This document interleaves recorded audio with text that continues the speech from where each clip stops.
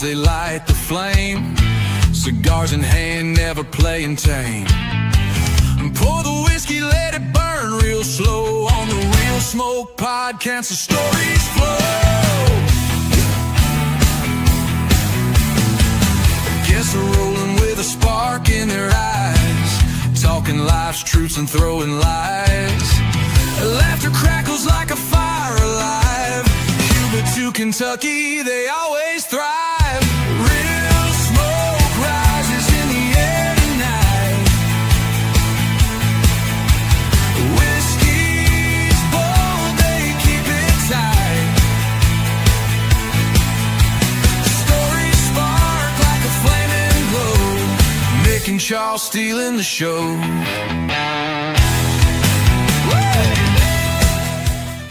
Welcome to the Real Smoke Podcast with your hosts, Mick and Charles, the podcast that's all about real people, real cigars, and real smoke. Coming to you live from the Real Smoke Virtual Cigar Lounge, bringing you the best of cigars, whiskey, and all the good times in between. It's more than just a podcast, it's a community of cigar lovers. So grab your favorite smoke, pour a drink, and join us as we dive into all things cigars, whiskey, and just having a damn good time. This is the Real Smoke Podcast. What's up, everybody? Welcome to episode 52 of the Real Smoke Podcast. We are your host. That be Mick, I be Charles, and tonight we have another great episode for you guys. We do have the boys from Powstanie Cigars. We got Mike. I guess we could call him the King because that's what we put on there. Mikey the King, Szczepankiewicz. I know I messed that up, but at least I took the bullet for you. And then we have Mike, big BDP Palmer coming up. I don't know about that, but I'm excited that you didn't make me say that. Although you just told me what else I had to pronounce soon, so we'll go with it. I'm excited about the show. But before we get started, let's go ahead and say hi to our boys from the Cigar Vault. What's up, Norm? Oh boy, oh boy, oh boy. What's going on, Real Smoke family? Norm from the Cigar Vault, Oakdale. Small boutique shop outside of Pittsburgh, Pennsylvania. You can find us online at www.thecigarvault.com. We are talking all things Goldie Grace for the month of November. Month of November here at the shop, we are doing a Goldie Grace giveaway. You have the ability to win a Goldie Grace 2x4 canvas, and all you have to do is just buy one stick. So the way the giveaway works is one stick equals one ticket. At the end of the month, we will draw a winner, and that winner will receive a Goldie Grace canvas. The really cool thing about Goldie Grace, this is a Cigar Clowns collaboration, and some of the proceeds of this actual sale from the manufacturer go to ending human trafficking. So Real Smoke family, show up, show out, support the Cigar Clowns, support ending human trafficking, and win yourself a nice, awesome canvas. Sweet. That I have entered in every drawing that they've had since the Goldie Grace came out, trying to win artwork. So if you guys don't know, that artwork is freaking fantastic. It's amazing. So let me tell you a real quick story on that. I think everybody will enjoy this. So that's actually one of my first stories, or one of my first talking points was Mark and his wife Laura were in this past weekend. That last Friday, we took them out to see Memphis. It was a long day. I think I wore them out a little bit, but we ended the night at Smokers Abbey, and I was showing them. They have some Shafio cigars there, including. And good job, buddy. Good job. I'm getting better. But they, I think I said it better than Norm. Love you, Norm. You did. Anyway, thank you. But I was telling Mark about Shafio, and I said, yeah, they support human trafficking, and he goes, huh? And I go, I don't know what I'm trying to say, but you know what I'm trying to say. And he was like, you mean that they fight against human trafficking? I'm like, yeah, that works. Yeah. So yeah, they don't actually support human trafficking. They support the fight against human trafficking. There's a subtle difference behind that. I'm just saying, legally, there's a subtle difference. There is. It was a long 12-hour day in my defense, but that was the worst way you could possibly say what Shafio does. So it was horrible. So what you're saying is Justin and Crystal are not going to put you on their ad team. It probably would get some really. Come buy our cigars. We support trafficking. Not the right looks. Yeah, it would not be good. Yeah, I don't think those optics would work out well for them. They might get investigated. I might get investigated. So yeah, that'd be bad. So yeah, man. So let's go ahead. I mean, you started talking about Mark and Laura. Let's go ahead and talk about them. I mean, with Mark and Laura, Mark is one of our he's one of our original Real Smoke listeners, and I've been calling him mega fan for a while, and so have you, because he's on here religiously. He's on here every week, and he's our brother from New Zealand. And you got a chance to meet his wife because they decided to come and spend their anniversary over here in the States.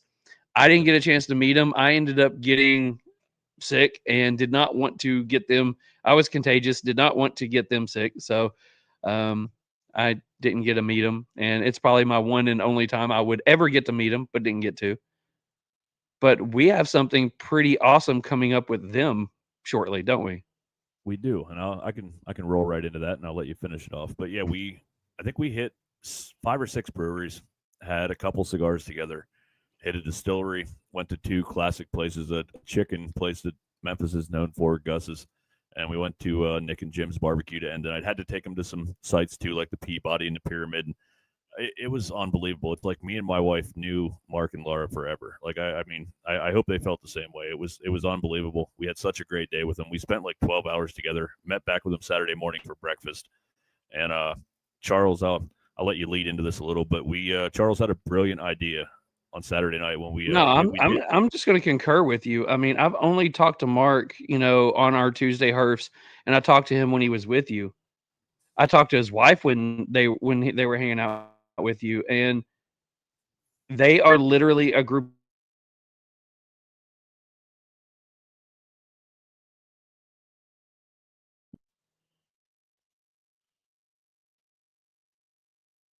Uh-oh.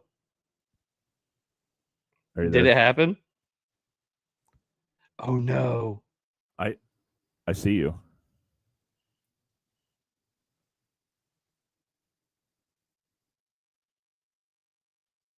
Are we back? Oh my goodness. I hear you. Can you hear me? You're frozen. Now I see you. Now you're moving. Now you're not. Hey, there you are. Kinda. What is going on?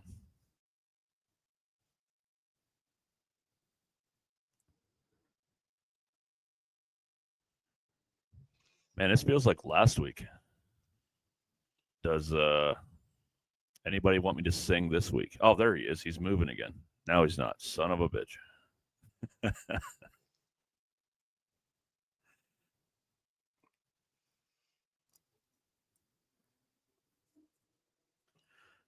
Well, I guess I can. Can anybody hear me? The world will never know. I guess I'll probably listen to this on replay, but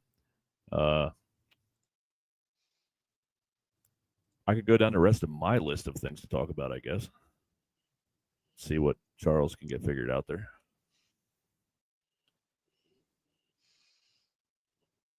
I swear I can hear you in the background. Can you hear me?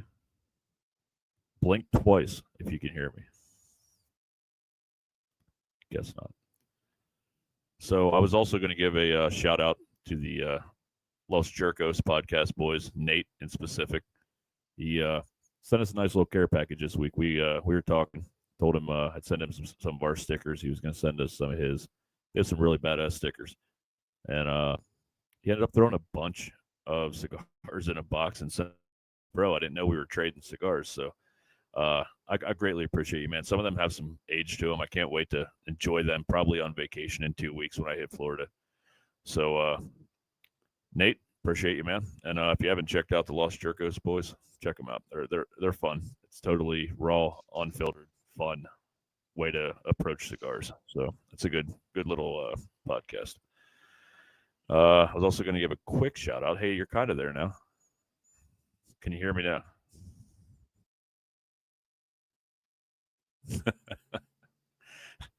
All right. I was also going to give a quick shout out to Karina Owens. She's been again reposting all of our stuff, and she has a couple events coming up that you guys should check out. So give Stay Classy Owen a follow, give her a look, and check out the event she has coming up. She's definitely been a big help with some of the guests we've had on. So yeah, now I'm through my shout outs. I am still on. Great. Thank you, Palmer. Palmer, we just have to figure out how to get you in now because I don't have those controls. Charles does. So I'm hoping he's going to be even more pissed than he was earlier. He's moving now. I cannot bring you on.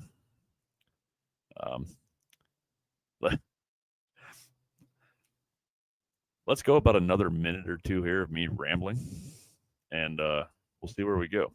So I think we did talk about Cigar Vault. So every month we've been doing a 5-pack, the Real Smoke 5-pack. We sold out, I think, 2 or 3 of the months. Last month was a little rough. I know money's a little tight right now. You know, holidays are coming up. But so we threw together a budget 6-pack. I'm reading all of Palmer's comments here. They're pretty good. But no, so we're doing the Real Smoke 6-pack for the holidays. They're all very, very good cigars and at a budget price. It's less than we for our 5-pack last month, and you get 6 cigars. So pretty outstanding.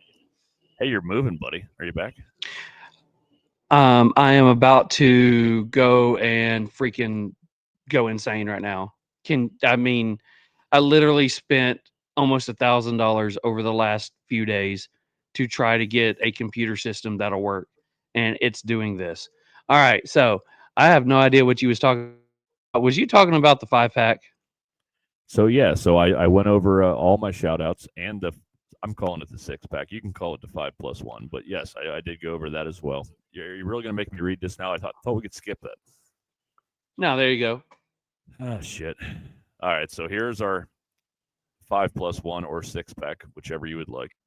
It is at a very good price, and if you use code REALSMOKE, you'll get an extra 10% off.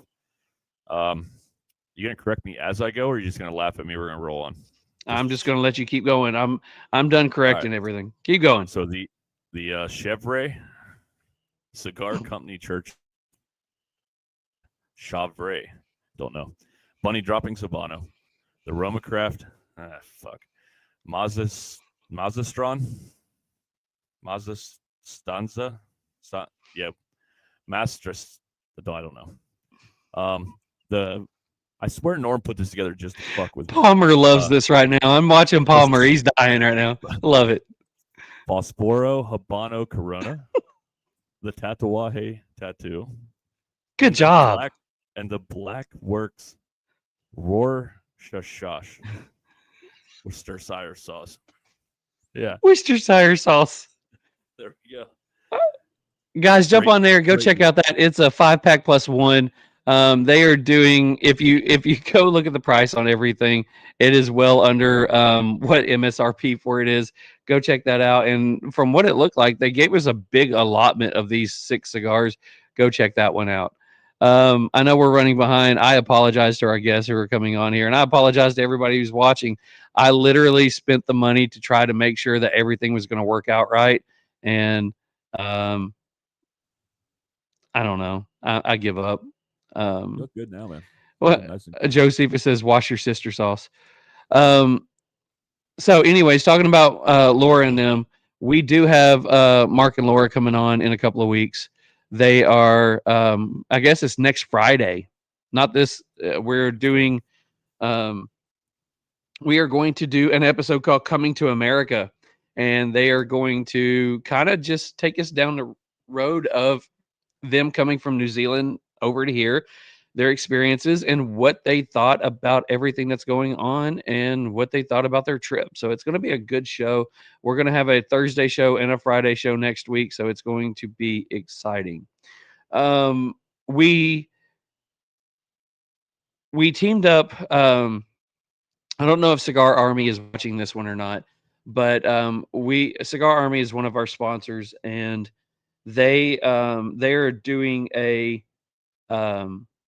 they're basically doing a raffle to try to earn to get money for Toys for Tots to give back to kids who are in need. So we donated some stuff to them to help them out in their raffle. But we started talking about what could we do more of.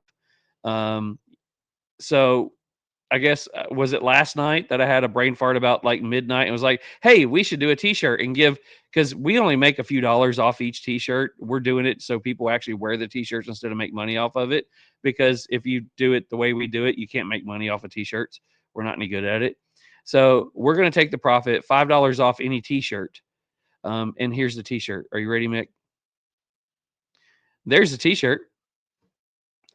So it is a ugly Christmas sweater style t-shirt. It says the Real Smoke Podcast Operation Give Back.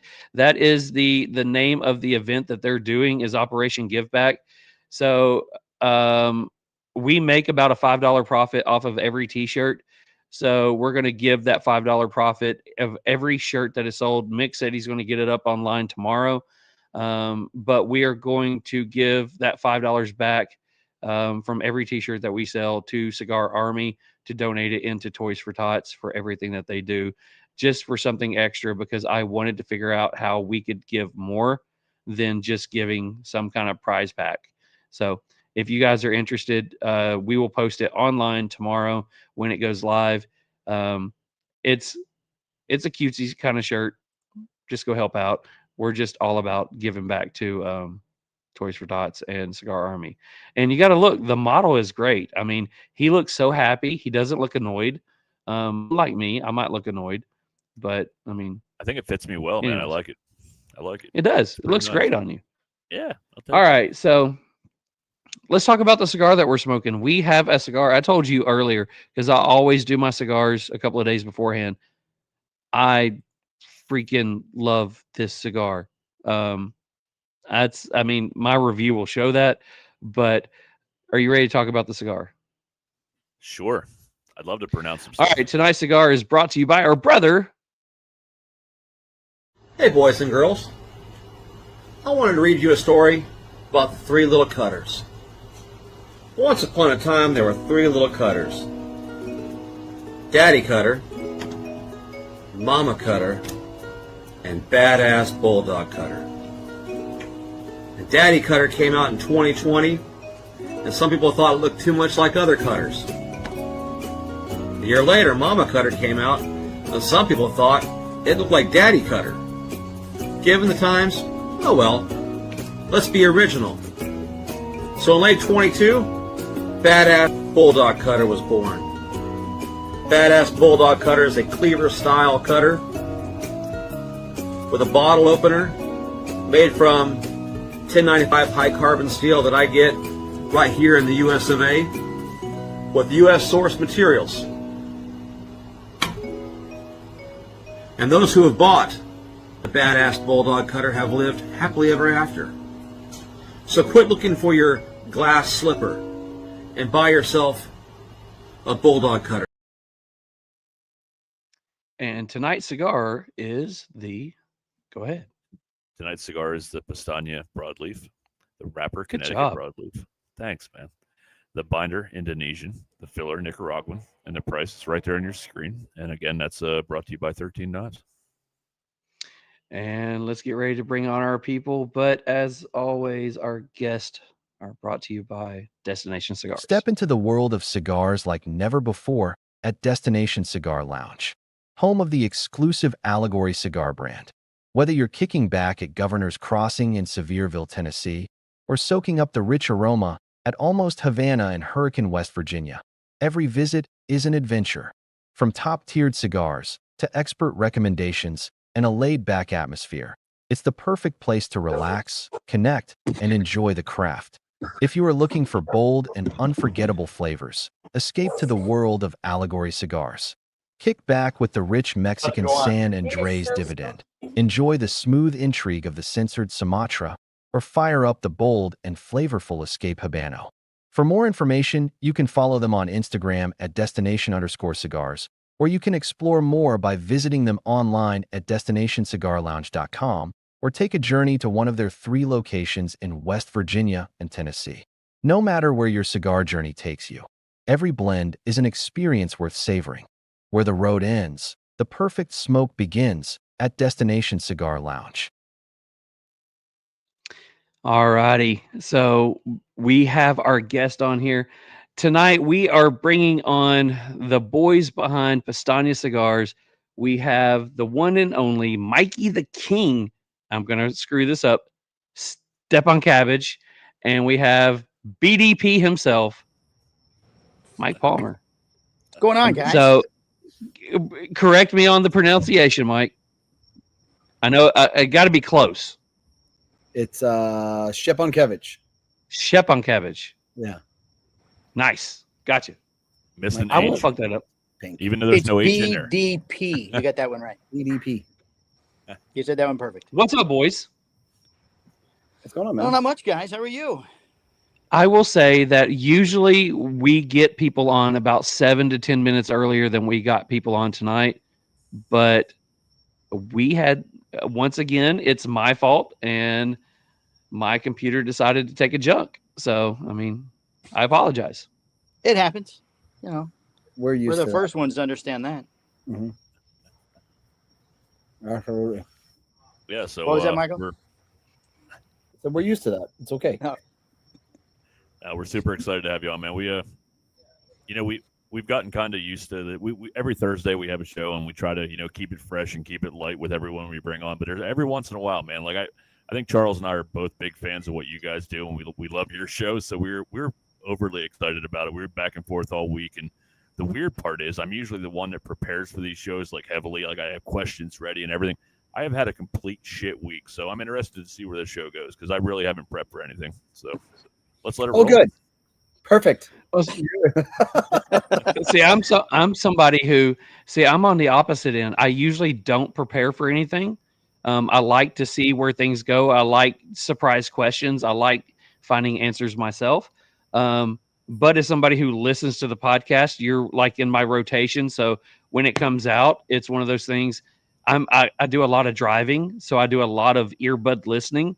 So it's one of those things where it's like I've already been listening for a while. So it's interesting to have you guys on here. And just like, I told Palmer earlier, there's nothing more intimidating than, you get a brand on here and you talk to brand owners and brand reps and things like that. And you're like, okay, this is going to be interesting to see where they come from.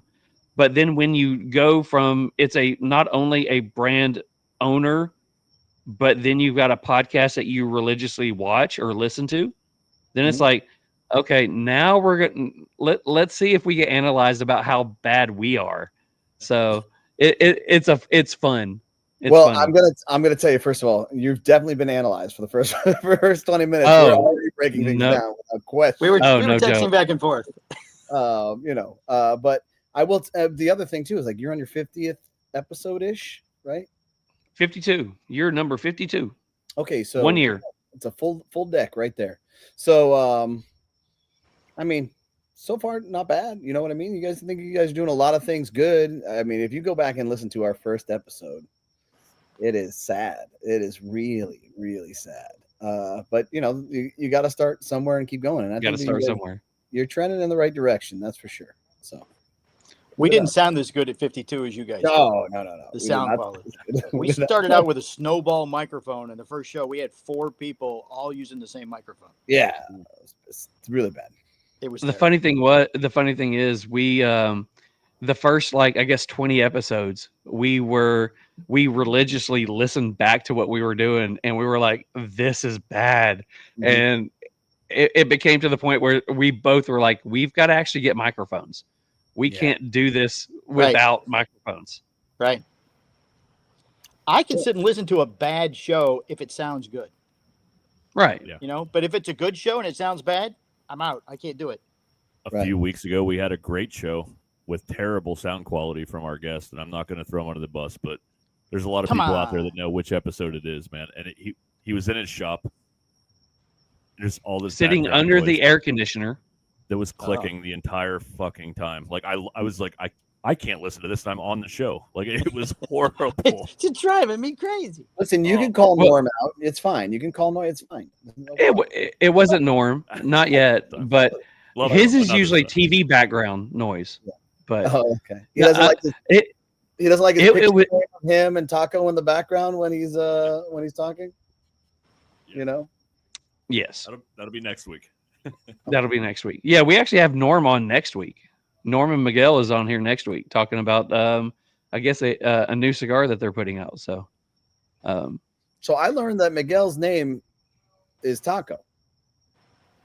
You have to call him Taco. No one told me this. We were up there. No one said a single word about you got to call him Taco. I'm like, you wait till I leave to give me this information? That's not fair, you know? He might be one of the most naturally funny people I've ever met in my life. And actually, this is some news to Charles as well that he don't even know. He was my original guy that was going to come on in the middle of your birthday roast to roast you, but he ended up having a conflict in time-wise, and he was like, I just don't know Charles that well, and blah, blah, blah. And I'm like, I'll feed you the information, but he ended up bailing at the last minute. So we ended up going a different route. Oh. Yeah. So kind of what we like to do on here is we like to take things back a little bit. I know that, you know, there's everything from a brand, a cigar lounge, the whole 9 yards. So I'm going to start with, I guess we'll go Mike and Palmer, just to keep Mike and Mike. That's fine. separate. That's what everybody does. That's okay. Yeah. So let's go ahead and go back. Let's talk about both of your y'all's past a little bit. Where did you guys grow up? Let's start with Mike. Well, when Palmer was born, the meteor struck Earth. Is that when the dinosaurs died? The That's dinosaurs right. That is exactly. died. I had a pet dinosaur for a very, very short time. Yeah, he was one of the first to ever So be. what was Fred Flintstone like? Yeah. He was really loud, just like he shows up on TV. Barney, though, That's what I was Barney wondering. Salted the earth. Barney's a hell of a guy. Barney Solid. Gotcha. Yeah. Yeah. Barney and Betty would have us over for dinner sometimes. It was great. Where we first met, you know, I guess I've kind of always been involved with social media to some degree, and Palmer had a Florida cigar club, and he had come into the store one day, and I was like, "Oh, hey, what's up, bro?" Like I knew who he was, and I don't know, he probably remembers better than I do. But So let's go back a little even bit further than that, Mike. Where did you grow up at? So the dinosaurs. That was me. I'm the dinosaurs. All right. No, I was about to say, that's you Palmer, can jump ahead right? a few thousand years. I was born in Boston, but I grew up in South Florida in Coral Springs, and then I eventually moved to the Orlando area. So, probably, I don't know, 14, 15 years ago, something like that. Okay. What part of Orlando? Where I lived in a suburb of Orlando for a long time. So, all right. So I live in Altamont Springs. okay, I lived in Deltona. Okay, that's where the shop is. Okay, I lived on Gainesville, I believe it was. Were you young? How old were you? 8th grade, 9th grade, something like that. Lived there about a year and a half. Railroad brat, moved around a lot. So, Gotcha. my brother went to like Discovery Elementary or something like that. Well, Palmer's wife is a vice principal for one of these schools, and she has to wear headgear in order to survive a full day. It's rough. It's rough. It's a regular school, but she got a mild concussion a couple of weeks ago. The reason we left Deltona was I was 8th grade, walking through the hallways, and the only thing I remember is waking up on the floor. Wow. And what happened was there was a gang member in the school, and they got told to become a part of the gang. They had to assault a white boy. And there was 2 white people in the school. There was a boy named Charles Ruth, and there was a girl named Ruth Charles. And the guy said he would not hit the girl. So he came up behind me in the school and knocked me out. What are the odds you find the one gang member with morals who won't hit women? Yeah, he wouldn't hit women. So 6 months later, we moved to Kentucky. So, but yeah, I about a year and a half lived in Deltona. Knock out that girl. I won't do it. I won't do it. I won't hit the guy. I'll hit the guy, though. Yeah, knock out that dude. I will do it. I'm no on. problem. Just a minute. I'll be right back. That's fine. I'll take care of that. Hold my beer. That's too funny. Oh, my beer. He's only in 8th grade. It'll be fine. Yeah, he's only in 8th grade. So, Palmer, where'd you grow up at? I was born in Mobile, Alabama, but Really? we moved around a lot as a kid. My His dad father was also his cousin. what? Who's my cousin? Your father. My father's not my cousin. I was in Don't make fun of Mobile. my father. He's dead, Alabama. Michael. The poor man's dead. Yeah, listen, I'm aware. I'm aware. We're in the club. We're in the Dead Dad Club. Yeah, Dead Dad Club. Show him the tattoo, Michael. I don't have it. It's invisible ink. It's where you can't see it too. It's You can only. It's the black light. Across black light. Anyway, my dad used to work for Kmart. So back then, the Kmart stores were going up pretty quick. So we moved around every 1.5 to 2 years. Okay. So we moved Virginia, North Carolina, South Carolina, Florida, Texas. I mean, we lived all up and down the east side of the country. Okay. And we ended up in Michigan when he got transferred to the home office. And then as soon as I got old enough, I said, fuck this snow. And I went back to Florida. No joke. That's what I'm saying. Yeah. Now that I've moved midway down the states into Tennessee, I don't think I could go back to having 7-8 months of winter in the Northeast like I used to. 40 years of my life, man. Miserable. It's just terrible. But so I always ask you guys play any sports growing up? Like I always like to get that little insight because I'm a big sports guy. I played growing up. I was a soccer guy and I coached soccer forever. So like I didn't know if you guys played any sports or into any of that.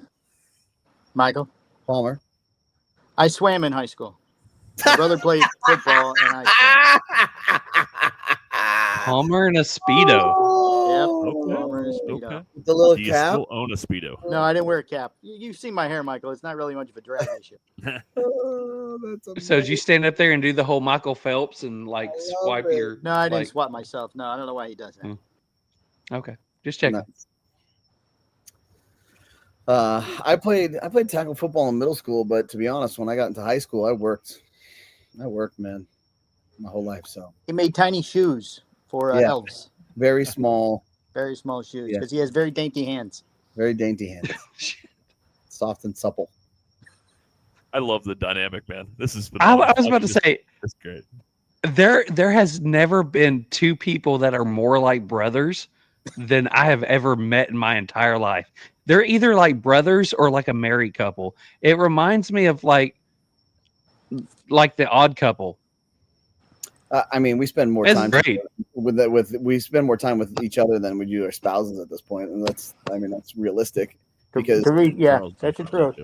there's Yeah. so many things that we're doing between the podcast and the wholesale operation and then the retail operation. I mean, he's part of all of it. We work in tangent with all of these things. So, we're just, and we have a good time. It's not like, I love it. I mean, there are so many people that are so uptight when they come on things like this that they're all about selling something. They're not about playing around and having fun. And this is what we've been waiting for a long time. yeah, So- we don't, no, That's. we're here for a good time. We're here for a good time. That's for sure. So, I remember telling. I think I told Mick that watching the podcast that you guys do, I hope that energy is brought into this instead of turning out to being like, okay, let's talk more about like cigars. So loving the fact that you guys the energy is the same. So Wrapper binder filler, we can all look up online. I mean, like trust me, we don't invite people on here that we don't enjoy their cigars. Like we enjoy your cigars, and we'll get to that. I mean, but like we want to hear the backstory. We want to have fun. We want to laugh along the way, and this is fucking perfect, man. So so Palmer was a swimmer. Okay. He grew up. he was the swimmer that won. He was a champion swimmer, and I made little shoes. Just to catch everybody up if you're just tuning in. If you're just tuning in, yeah. So So go ahead. So what? You're back in. I guess you moved to Florida. So what gets you going into starting a cigar lounge? Me, I Yeah. have no clue. Well, I don't have one. Of course it's you. We tell everybody you're the owner, though. It's always better that way. They do. He's I in have charge. a business card that says I'm the owner. But you said earlier that you met Palmer coming into a cigar lounge. So was it a cigar lounge that you owned, or Yeah, was it it was- one that you? Okay, Yeah, the only so time let's that- go into you opening the cigar lounge. So How'd that my happen? my brother is my partner, and we recently got out of one business and went into another, and we were gonna do a tattoo parlor. We thought tattoos Really? we figured, people draw on the skin and you make the money. I'm like, this sounds like a great idea. We'll do that, and we'll do a head shop, and it's going to be amazing. And then the city of Deltona, because they are so high end, they would not let us do a tattoo parlor. We weren't properly zoned for it. So then people came in asking for cigars because apparently it was a cigar store that had gone belly up a few years prior. So we just started building. We started with a little humidor, a couple of boxes of cigars, and just started going. We let the debt accrue, and here we are today, the megalodon that we are in the cigar industry. Just decimating. So starting into the cigar lounge that you guys opened, what was the cigars that you guys were smoking that you were bringing in? Like, these are what we need to sell to everybody. This is top tier shit. Oh, when you don't have a clue, you just stick to you stay in the shallow end, right? So Right. Acid Cuba will sell. Acid Blondie will sell. I think that year was the year of the Casa Magna was the cigar of the year. So Casa Magna would sell, simple stuff. I get the one fortunate thing that we had going into this industry is that we didn't have a lot of money. So you couldn't buy a ton of shit, be like, we're gonna crush.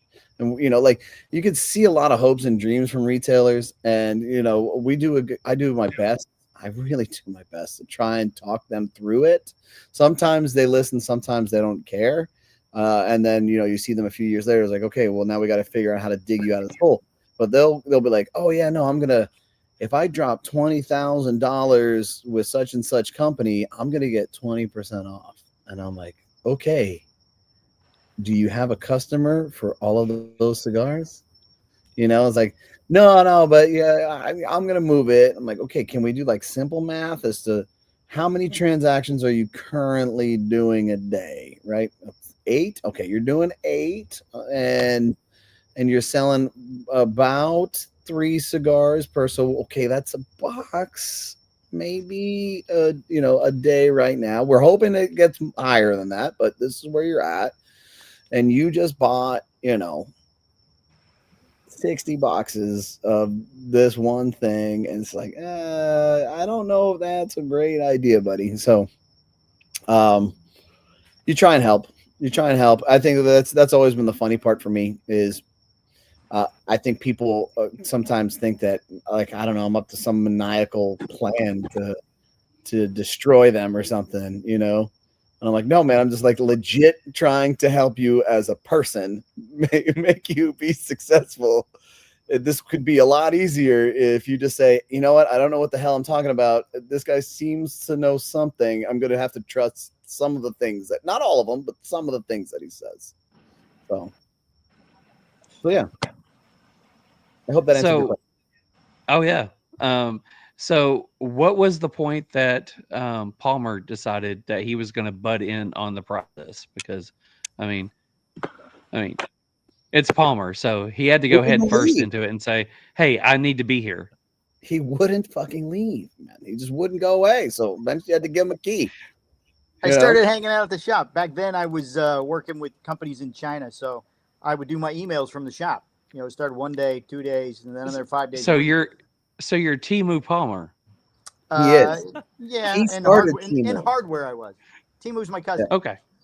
Timu's your cousin. Gotcha. Yeah. Timu And also Palmer. his brother. Alabama. Got it. Alabama. That's called a recall. It's called a recall. There you go. Don't make jokes about my dad. Don't talk about my dead father. We'll talk about my dead father. He was a great man.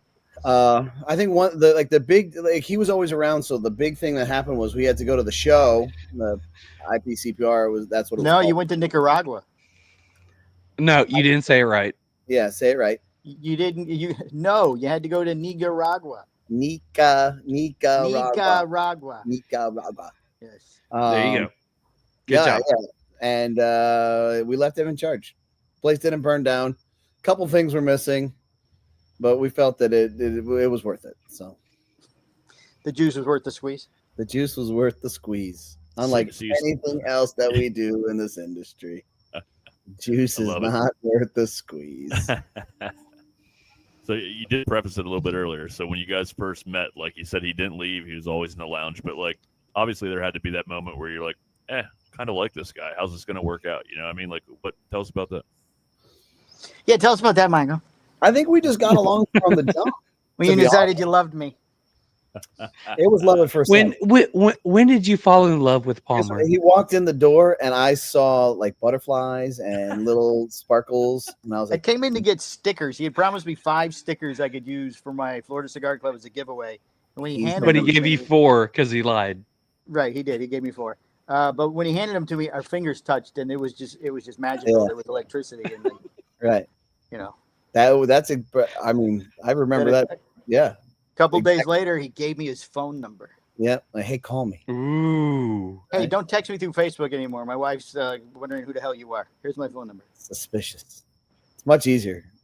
I mean, but realistically, the social media platforms, there's so many different ways to communicate with people. There's no way. Like if you're not direct text, you know. Yeah, you might miss something. Yeah. Like I'm currently courting Pete Johnson of Tatwai. We're working on it together. I'm still Facebook messaging him. We're not phone friends yet. I asked him for his phone number the other day, and he goes, "I don't have it. I don't have that number. I don't have that. Do you have it? I don't have it." You know, 17 years in. How long have we been in the industry? 16, 17 will be January. 17. Right? 17 years in the industry. By the way, Michael, I'll announce it on the show. We have been friends on Facebook for 11 years as of today. 11 years, no parole. As of today. Amazing. Happy anniversary, 11 Michael. years and no parole. No Happy parole. anniversary. No parole. Yeah. I don't think there's many. Sound effect. Thank you. I don't think a day goes by where it's not at the minimum a text message. For some various reason. Yeah. There's always something. It's always something. If I'd have murdered you the minute that I met you, I'm close to getting out with good time. Yeah, just about. Just about. You know, would have been a totally different direction. Right? Yeah. Phenomenal. Like, here are your stickers. Ha ha ha. You know, You and Boots will be doing the podcast. Neither one of you know how to set up the equipment, so there'd be no podcast. you guys would just be looking at each other, going, "This is the microphone. Yeah. No, I hit the buttons. Can you hear me? Yeah. Can't hear a thing." Okay, George. So Can you do this, George? So we gave him That the would be me. stickers, So he gave me the Nice. stickers. and that was it. Yeah. Were the good stickers? I don't remember those. Those Like- little standard Cigar Hustler stickers, I would imagine. Oh, the ones I used to make. Yeah, Yeah. those. Yeah, the ones you made in the shop in the back of the machine that sounded like a machine gun. Yeah. So we do everything. We try and do as many things in house as possible to keep costs down. So I bought like a vinyl plotter, and I would do Cigar Hustler stickers, and then I would weed out these sheets myself. Eventually, I tried to teach other people how to do it, but the problem is that a lot of them just don't work fast, right? They just Right. you can't blame them. It's like, who wants to do that shit? So it wound up being my job for the majority of the time. But now, Well, somebody broke the machine. Yeah. Fuck this. I ain't doing this anymore. yeah, Greg's the budget guy, so everything is always as affordable equipment as possible. And so this thing was kind of hairy. And then like we had this, I bought a used laptop from a guy, one of our customers having a baby, and he's like, "Oh, I got to get rid of this." So I'm like, "Oh, I'll take it. We'll use it." I went to go use it a few months ago. It had catapulted off the counter, and it has like a gap between the keyboard and the base that's this thick. And I'm like, nobody knows what happened to this thing. It's just decided to shatter. And I think I had one employee said, "Oh, maybe it was the smoke." Did you buy it from Charles? Right. Did you buy it from Charles? Did you buy it from Yeah, Charles? I was about to That's say, my question. did you get it from the same person that I got my laptop from? No, I bought it from Zach. Is his name? Zach was the guy. So, I think that's who I And- bought mine from. and Zach was really? Zach was a good customer, and then he vanished. I don't know where he went. He's gone now. He's got kids, so he's done. He's done. He's done. He's finished. He's a good kid. All right, so Palmer, you started talking about you were looking to get stickers for your cigar club. So Right. let's go into that one. So what was your intro into, I guess, meeting Mike going into, this? You had a cigar club, you were hanging around, the cigar lounge. So tell us about the cigar club and what's going on with that. When I got the stickers, I'd never been in his lounge before. He was in Deltona, and at that time I was in Lake Mary, but it was relatively close. It's 15 minutes away.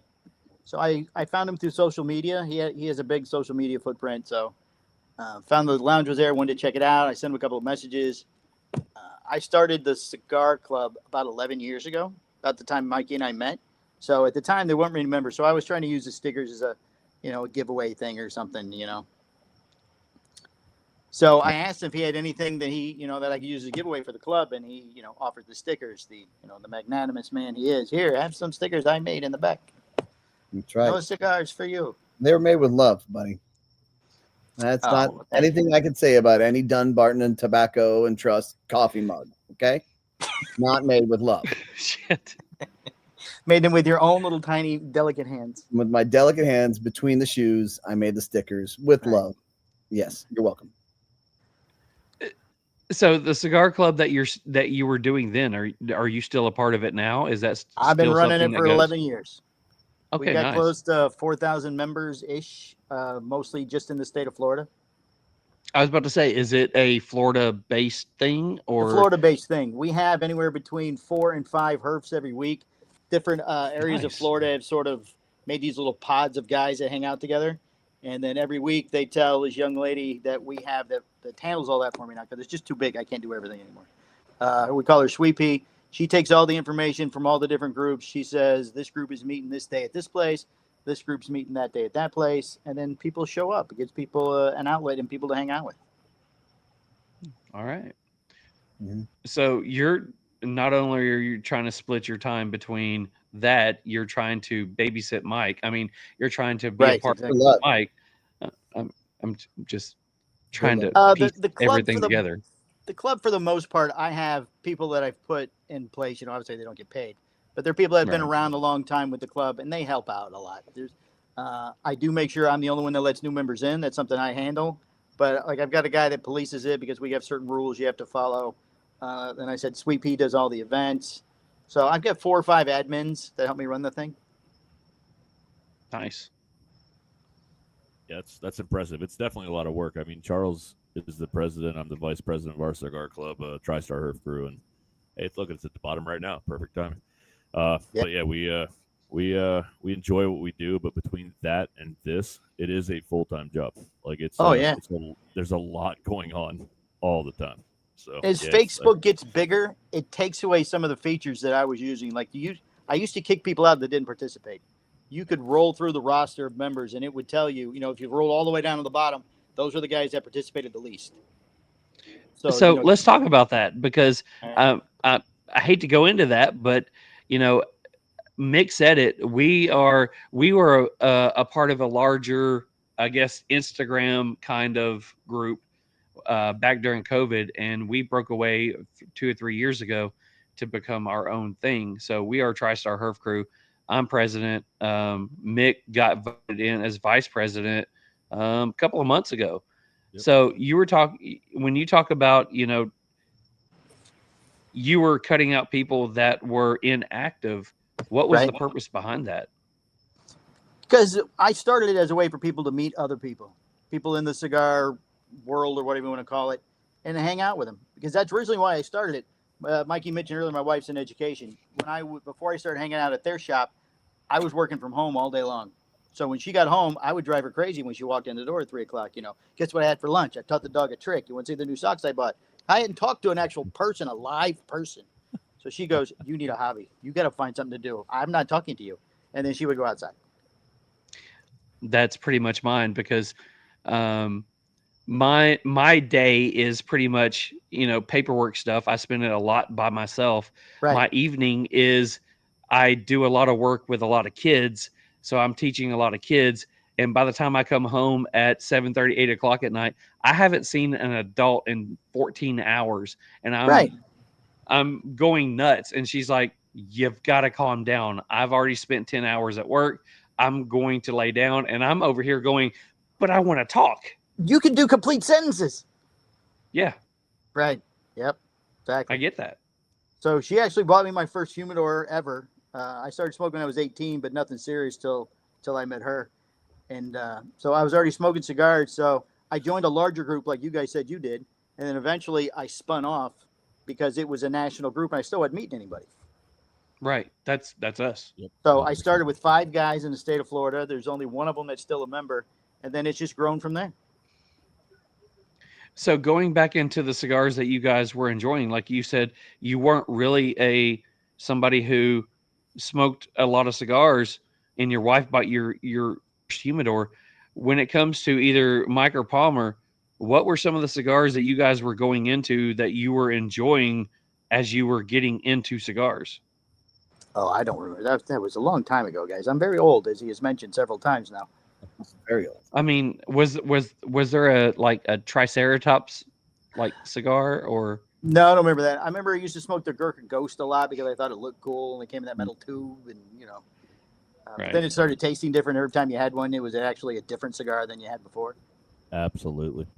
I guess I'll also add into that maybe you could answer this then a little easier. Like I know I smoke cigars. I've said this 100 times, but I smoke cigars off and on since I was probably 18, 19, 20. Every time I went fishing, camping, Right. one of those kinds of Outdoorsy deals. stuff. And yeah, absolutely. Yeah. Grab a but I little was pack at never the really convenience store when you're buying something.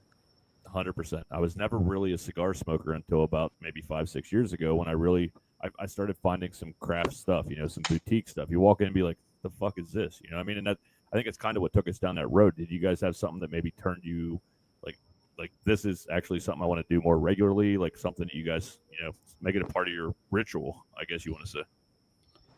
Well, where we lived at the time, I had a couple of neighbors that like to smoke cigars. So we all just started hanging out, Friday and Saturday nights, hanging out, drinking beer, smoking cigars. There's a couple of local shops. We'd go and pick something out. If it wasn't good, it wasn't good. If it was, maybe we'd buy it again. I mean, I started with like undercrowns and some other stuff. I think that was when I really kind of got a little heavier into things. But for me, it was never, I don't know, it was never really like I smoke it like this is my enjoyment thing. I don't know. I liked it, but I wasn't nearly as deep into it as I am now, now. And for the longest time I can remember, all I smoke is Powstanie and Romacraft, and every once in a while I'll try some other things, but I'm usually disappointed, to be honest. There's a lot, there's a lot of cigars that if you're used to a specific flavor profile in a particular blend and you can identify what you believe is good, and a lot of things are going to disappoint you. I have enjoyed some of the Tatuaje stuff that I've been trying lately because that hasn't really been on my radar for a long period of time. But I mean, as far as ratio is concerned, I start the day with the Powstanie Connecticut Justice, right? Or a Connecticut Toro. And then I go into a Habano Corona Gorda. And then I usually find my way into a San Andreas Toro. And then I usually end my day with 2 Neanderthals. I mean, that's an average. Oh, wow. Average day. Okay. Right? That's some great sticks too. Yeah. I'm a Romacraft fan as well. That was one of my gateway cigars, man. I love Romacraft. So I think that's why. Yeah. I mean, I didn't know much about you guys. Honestly, I'll give Norm credit for this. Like you may have been a little bit more on Charles's radar, but when we first, like a year ago, when Norm first teamed up with us to become our title sponsor, he was like, man, you got to try these guys. They're great guys and there's great cigars. And I know Charles said, yeah, they're good. That's when I was totally pronouncing the name of the brand wrong. But I'm sure that's to be expected at this point. But yeah, I was pretty blown away, man. It's you guys put some good stuff out for sure. Thanks, man. I was about to say when Norm, I've been following because we were at one point we were doing a lot of like news, like upcoming cigar news stuff coming out, and we one of the stories that we did was the San Andreas that was coming out, and I remember telling Mick, I am super excited for this one. This is going to be a great cigar, and then Norm said he got it out, and it was like, hey, let's go ahead and do this cigar. I told Mick, this is going to be a fantastic cigar. Just trust me. Yeah, and I will tell you, it was a great cigar. the first box of cigars, or bundle, if you want to say, cigars I ever bought was Roma Craft. Was down at Hogshead Lounge in Fredericksburg, Virginia. Bob Moore's place. Yep. My brother-in-law lives about 10 minutes from there, and he's like, so he kind of got me into more craft stuff than anybody, because he's like, you got to try this. He's like, buy a Black Label, buy a Roma Craft. There's like this table in the middle where they had all of these brands that I had never heard of, and I bought a bunch of shit, and I was like, man, there's so much more out there. Like, I've been screwing up for quite a while now. So Does your brother-in-law still go there? He does, yeah. Okay, listen, I'm gonna need a favor from you. Okay. I've been trying to call Bob for like 2 months. I call him every day, or at least 3-4 times a week, and he's not answering my phone. So I need your brother-in-law to go in there and make sure that he's okay. Say, hey, Mike from Powstanie is worried about you. I'll text him right now. I'll let you know what he says. My brother-in-law. I got it. Mike from Powstanie is worried about you. He said he's been trying to call, and because it's not like Bob from not answering. And I'll hook you guys up. I'll send you some tins or something to show Mike. I got you, bro. Message him right now. All right. Yes. So let's go into Palmer is, I guess, taking over like the shit show when you guys got to be out of town. So when did it become that Palmer was more of working at the cigar lounge than not? When did he become more of a fixture there instead of just being, I guess somebody who goes there and enjoys the atmosphere? When did he become more of a fixture as either an employee or a part of the lounge? So would you establish that by when they started paying me? I would probably say that's a good idea. Okay, jump ahead about 5 years. So, are you still waiting to be paid? Any moment now. No. I get paid a little bit now. Hey, you get paid from multiple sources at this point. Well, yes. I mean, because I work for 3 of the 4 businesses they have, so I get 3 paychecks, and they all add up to a $50, decent amount of money. But $75. Any one of them separately, you couldn't live on. You're like, what is this? Hey, I feel the same way, buddy. I'm waiting to get my hands on that 4th business. I have nothing to do. I got news for you. I'm looking at the 3 of them. I'm thinking, where the fuck is all the money? I don't understand what's going on. I'm in debt up to my eyeballs. This makes no sense. You and me both, buddy. You and me both. We're just gonna keep going then. I guess we'll just keep on going. We'll just keep on trucking along. Yeah. Yeah, I did. I worked for free for a long time. If I was there and there was nobody at the register and a customer to walk up, I'd just jump up and ring them up. Somebody needs help in the humidor and I'm sitting at the table, I just jump up and help. Just becoming friends with a lot of lounge owners and becoming friends with a lot of people who are in different lounges, whether it's in South Carolina, here in Tennessee, Kentucky, or whatever. There seems to be that one person that if, the guy who's running the register, he may be in the humidor doing something, but there's always that one person that if somebody needs help, they jump up and they're like, I'm there for you. And it seems like Palmer was that guy. Oh, 100%. And, like Palmer was, go ahead. You were going to say something, Palmer. I meet those guys all the time when I'm out, visiting shops and stuff and making sales calls. I always tell them, I go, 9 years from now, you could be me. National sales manager for a brand. They all look at me. They go, I'm not getting paid. I go, yeah, that's how it starts. It's a process. And move to the fries, and that's where the big bucks start. Right. Sorry, Mike. What were you going to say? Yeah, go, Mike. Yeah, like what happens is you have trust in somebody, and the reality is that they become an easy button for you. So there are pros and cons, right? It's like, oh, so quit, right? It's like, oh well, I guess Palmer can fill it in, and then he gets more hours, right? Until it gets to a point where Palmer is like, hey guys, no, I can't. This is too much. This is ridiculous. I don't work here. Yeah, like well, even on payroll, it's just like, right. I don't want to do all of this. But thank you so much. So then you're like, okay, well, let's readjust. Let's see what we can do. There was a summer when some reason everybody quit, but me and a guy named Chet. So Chet had the night shift, I had the day shift, and it was just the 2 of us for an entire summer. And we're both about the same age, so. Then in the summer, that was a conversation we had to have with Mike and Greg. We're like, look, we can't do this. This is too much. Yeah. I'm limping. Chet's walking around holding his back. You know, you're like, this is too much work. And it's incredibly wild to me because, like, you know, I believe that I'm a good person. I honestly think I am. And I think that I do a lot of good things for people. And I try my best to take care of employees and give them opportunities to grow and kind of all the above. But there are just times where you get just dumped on from somebody. And you're like, what could I have possibly done different that would have changed your opinion about all of this, you know, and me and my brother, whatever. But it's inevitable. It's crazy when someone gets disgruntled and you can see it, you know, it's like, hey man, what's going on? What's wrong? Yeah, you can see it coming. Tell me what's pissing you off so I can try and help, like, you know, and like, it's fine. I'm fine. You know? So I'm gonna ask Mikey something that, you know, Palmer, you can sit back and just listen. So Mikey, when did it, what was the point that, you know, you've got Palmer coming in, he's helping out, you're becoming, you know, your buddies, your kind of friends or whatever. When did it become to the point to where it was like, you know, Palmer is a stand-up guy.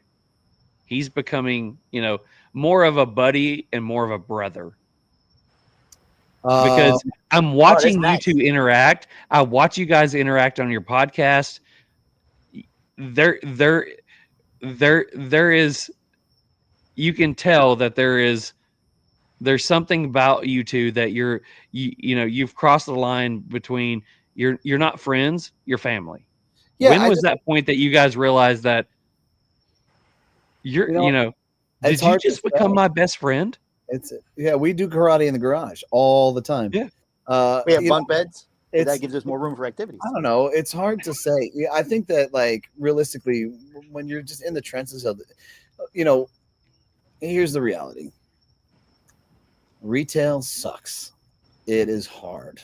It 100%. Even if you're good at it, and I like to think that we're good at it, it is hard. And, you know, when you get whacked on the head over and over and over again, and somebody sees that and they're like, hey, I'm going to try my best to help you.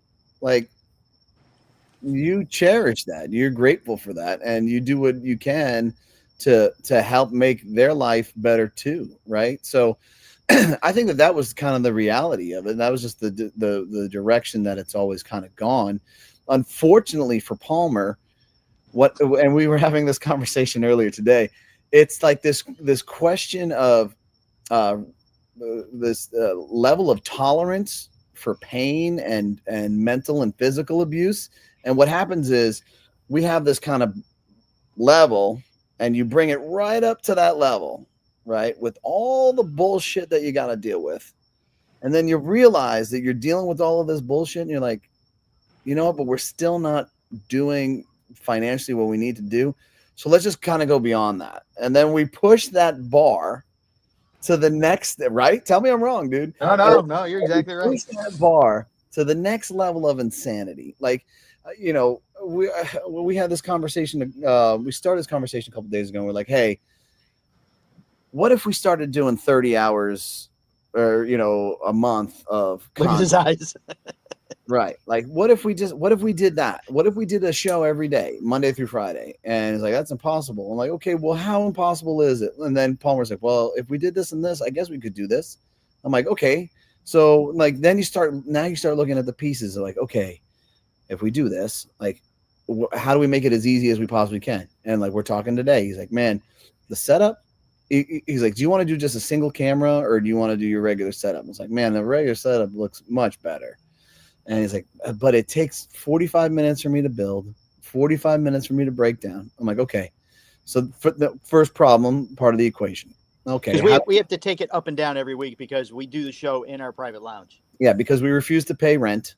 We decided to move. We used to have a studio and we got evicted because we wouldn't pay his brother rent. And the aesthetics of the private lounge look way better, right? So I'm like, okay, well, what if you just push it all back and then put a cloth over it? right? Like you say, well, shit, that saves me about 30 minutes. 30 minutes building, 30 minutes taking apart. Like, okay, so why don't we start there? He said, well, what if people get mad? I'm like, it's not in their way. Fuck these people. Like, well, they'll have to figure it out, you know? So like, that's legitimately what we do, you know? And I don't know if we're going to be able to do 30 hours. I don't know if we're going to be able, we're already seeing the problems. Yeah, but, we have a problem next week already. Yeah.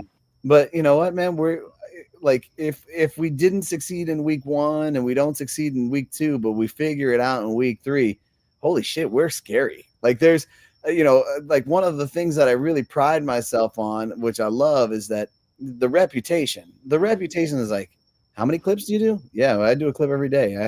You know, I'll dedicate all that time and energy to that. And how many podcasts have you done? You know, we haven't missed one, or maybe we've missed 1 or 2 over. We've missed 2, I think, in 7 years. Over 7 years. When he told me it was 7 years, I was like, my God, you know. So, That's insane. So I know that our work mentality is bar none. But, you know, I'm not going to let anybody overwork me. Like, nope, not on my worst day versus your best day. It's so, and now Palmer has that same mentality, right? So we go back and forth and have this conversation, and we're like, yeah, you know what? I could probably, I could put together the content. We can put together these things, and like if you're delivering 30 hours a month, no one can stop you if it's good content, right? So we did like our first test run. We uploaded it on School to try and test it out. If we did that platform there first, we don't want to give it all to YouTube, Right? because we've been grinding hard on YouTube, and we're like 20 hours away from letting them bless us by attaching our shop link for our apparel store to the site. And I'm like, this is insane, you know. So let's test other markets and let's give them more and more of content, and let's see if it tracks there.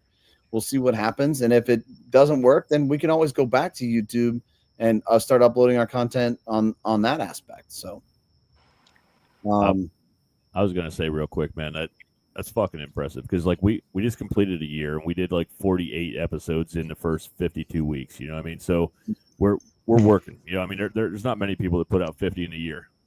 Right. It's impressive that you guys have not only stuck with it for a year, but for like 7 fucking years, man. I like, congratulations. We don't like to quit. Well, I was about to say that, so much, you know, I love it. I was going to tell Mick, see, I'm not the crazy one. I'm over here telling Mick the exact same stuff that you're saying. And he's like, okay, we'll figure out how to do this, because we're texting. Like, he got up, we're separated by 1 time zone. So my 6 a.m. is his 5 a.m. And I'm sending him a message at 6 a.m. said, we need to do this, this, and this. And he's like, okay, so we'll figure out how to do this, and going into this and listening to you guys talk about it. And it's like, it's every day. Yeah, it's every day. And you guys that's know how exactly it is, what we're talking about. Mm-hmm. Yeah. It's Yeah. And then, job. you know, and it's not like you make a lot of money on the podcast, right? So, I mean, we make $0. It was zero sponsorship, you know. See, that's what we were talking about with Palmer earlier in the green room is, you know, we do the sponsorship, but the reason we do sponsorship is we started like the first couple of months, and we realized that our goal was to do a cigar review on the thing. So we realized how much money that we were spending out in cigar reviews and things like that. And Mick and I got together because it was our wives that were like, you're spending a lot of money on what's going on. And we said a price that this is what's going to break us even every month. With the cigars that we got to review every month, this is what we need. And we set up our sponsorships just to cover that cigar review. We make 0 money profit. It all goes back into, because we tell every brand that we do, we're not going to ask you for cigars. We're going to buy the cigars because we want to support what your guys are doing. Right. But at the same time, that's a lot of money every week. Oh, yeah. No, I mean, believe me, I'm not begrudging you for getting sponsors. I think that it's a necessary evil, and like what happens is that there's definitely a specific way of generating revenue, right? And sponsorship is definitely one of those ways. Aside from the fact that none of your sponsors are a huge brand name. It's not like it's brought to you by Perdomo, and I love Perdomo. Like that's not happening on this platform. Yeah, right? we're not sponsored by like Perdomo, Drew Estate, Dunbarton, or anybody like that. The cigar brands that do sponsor us, they are very small boutique cigar brands, and they're doing it because they believe in what we do. Right. And they're right. Exactly. They're brands that believe in you, and you believe in what they're doing already. So let's go into you guys are you have the cigar lounge. Cigar lounge is the cigar lounge called Cigar Hustler? Yes. Okay. So you go into you've got the Cigar Hustler lounge. Mm-hmm. What happened to make you guys realize, or you realize, Mike, that you were going to do Pastania? How'd that happen? Because I mean, a lot of lounges do a lounge cigar. They do something that is somebody else makes their cigar that they sell in their lounge. There's not too many lounges that end up coming up with like something that is on the level of Pastania. Yeah, we figured what is the most difficult, hardest, impossible way to do something, and then we figured, I bet you we can make it harder, and we go that route. So, make a long story short,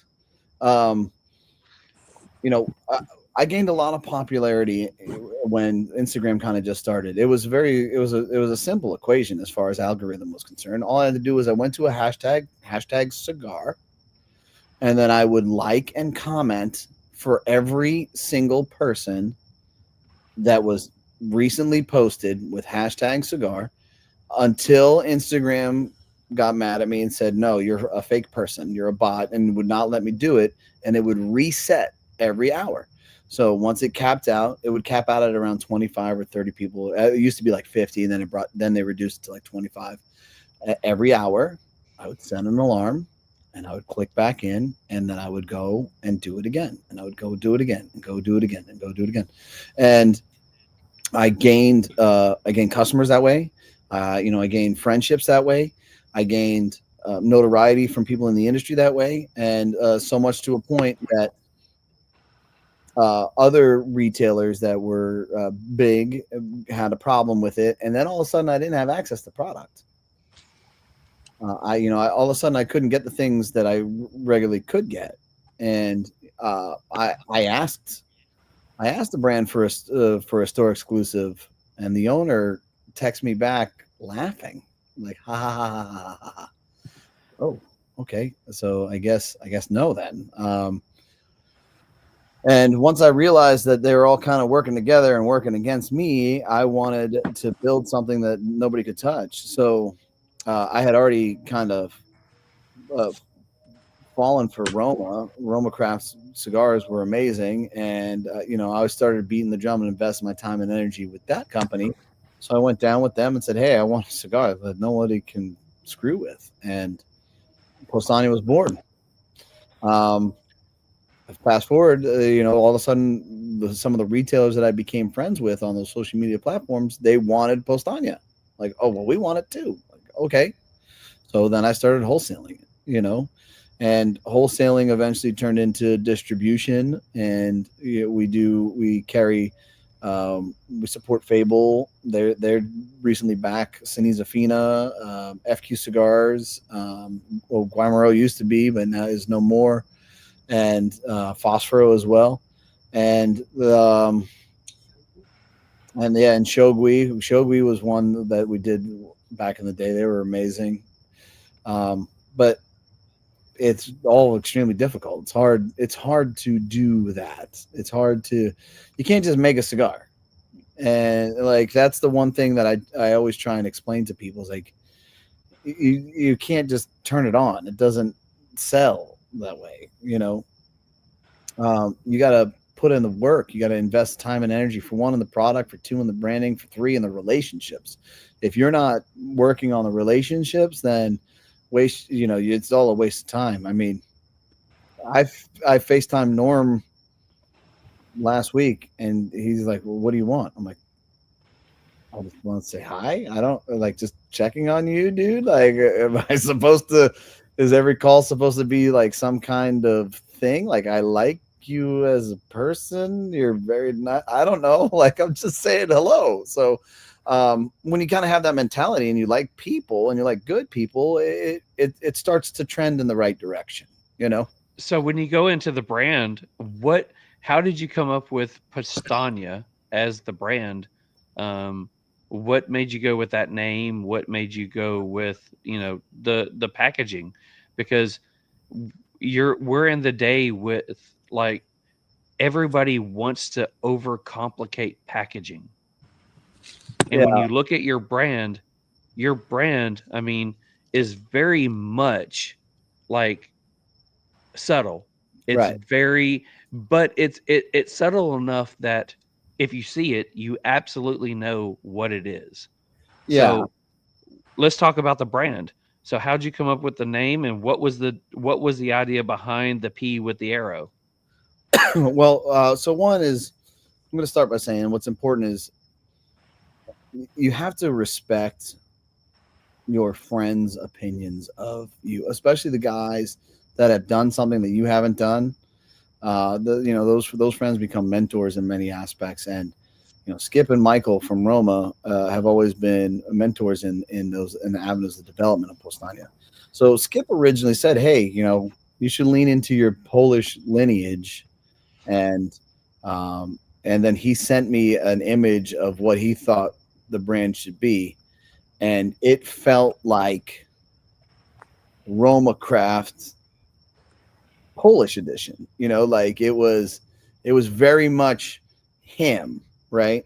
And I'm like, I like the idea, I like that concept, but it just doesn't feel like mine. It feels like yours. So then we started kind of looking into kind of Polish history, and Powstanie is Polish for uprising, and back in World War II, the original logo is a P with an anchor on the bottom. And we just took it and kind of modernized it. And, because like these were Polish revolutionaries that were fighting up against Nazi Germany with sticks and rocks. And, odds are stacked up against them, but they carried forward anyways. I'm like, wow, that's very fitting for us. I like everything about that. So we modernized it for us, and we took it and kind of ran with it.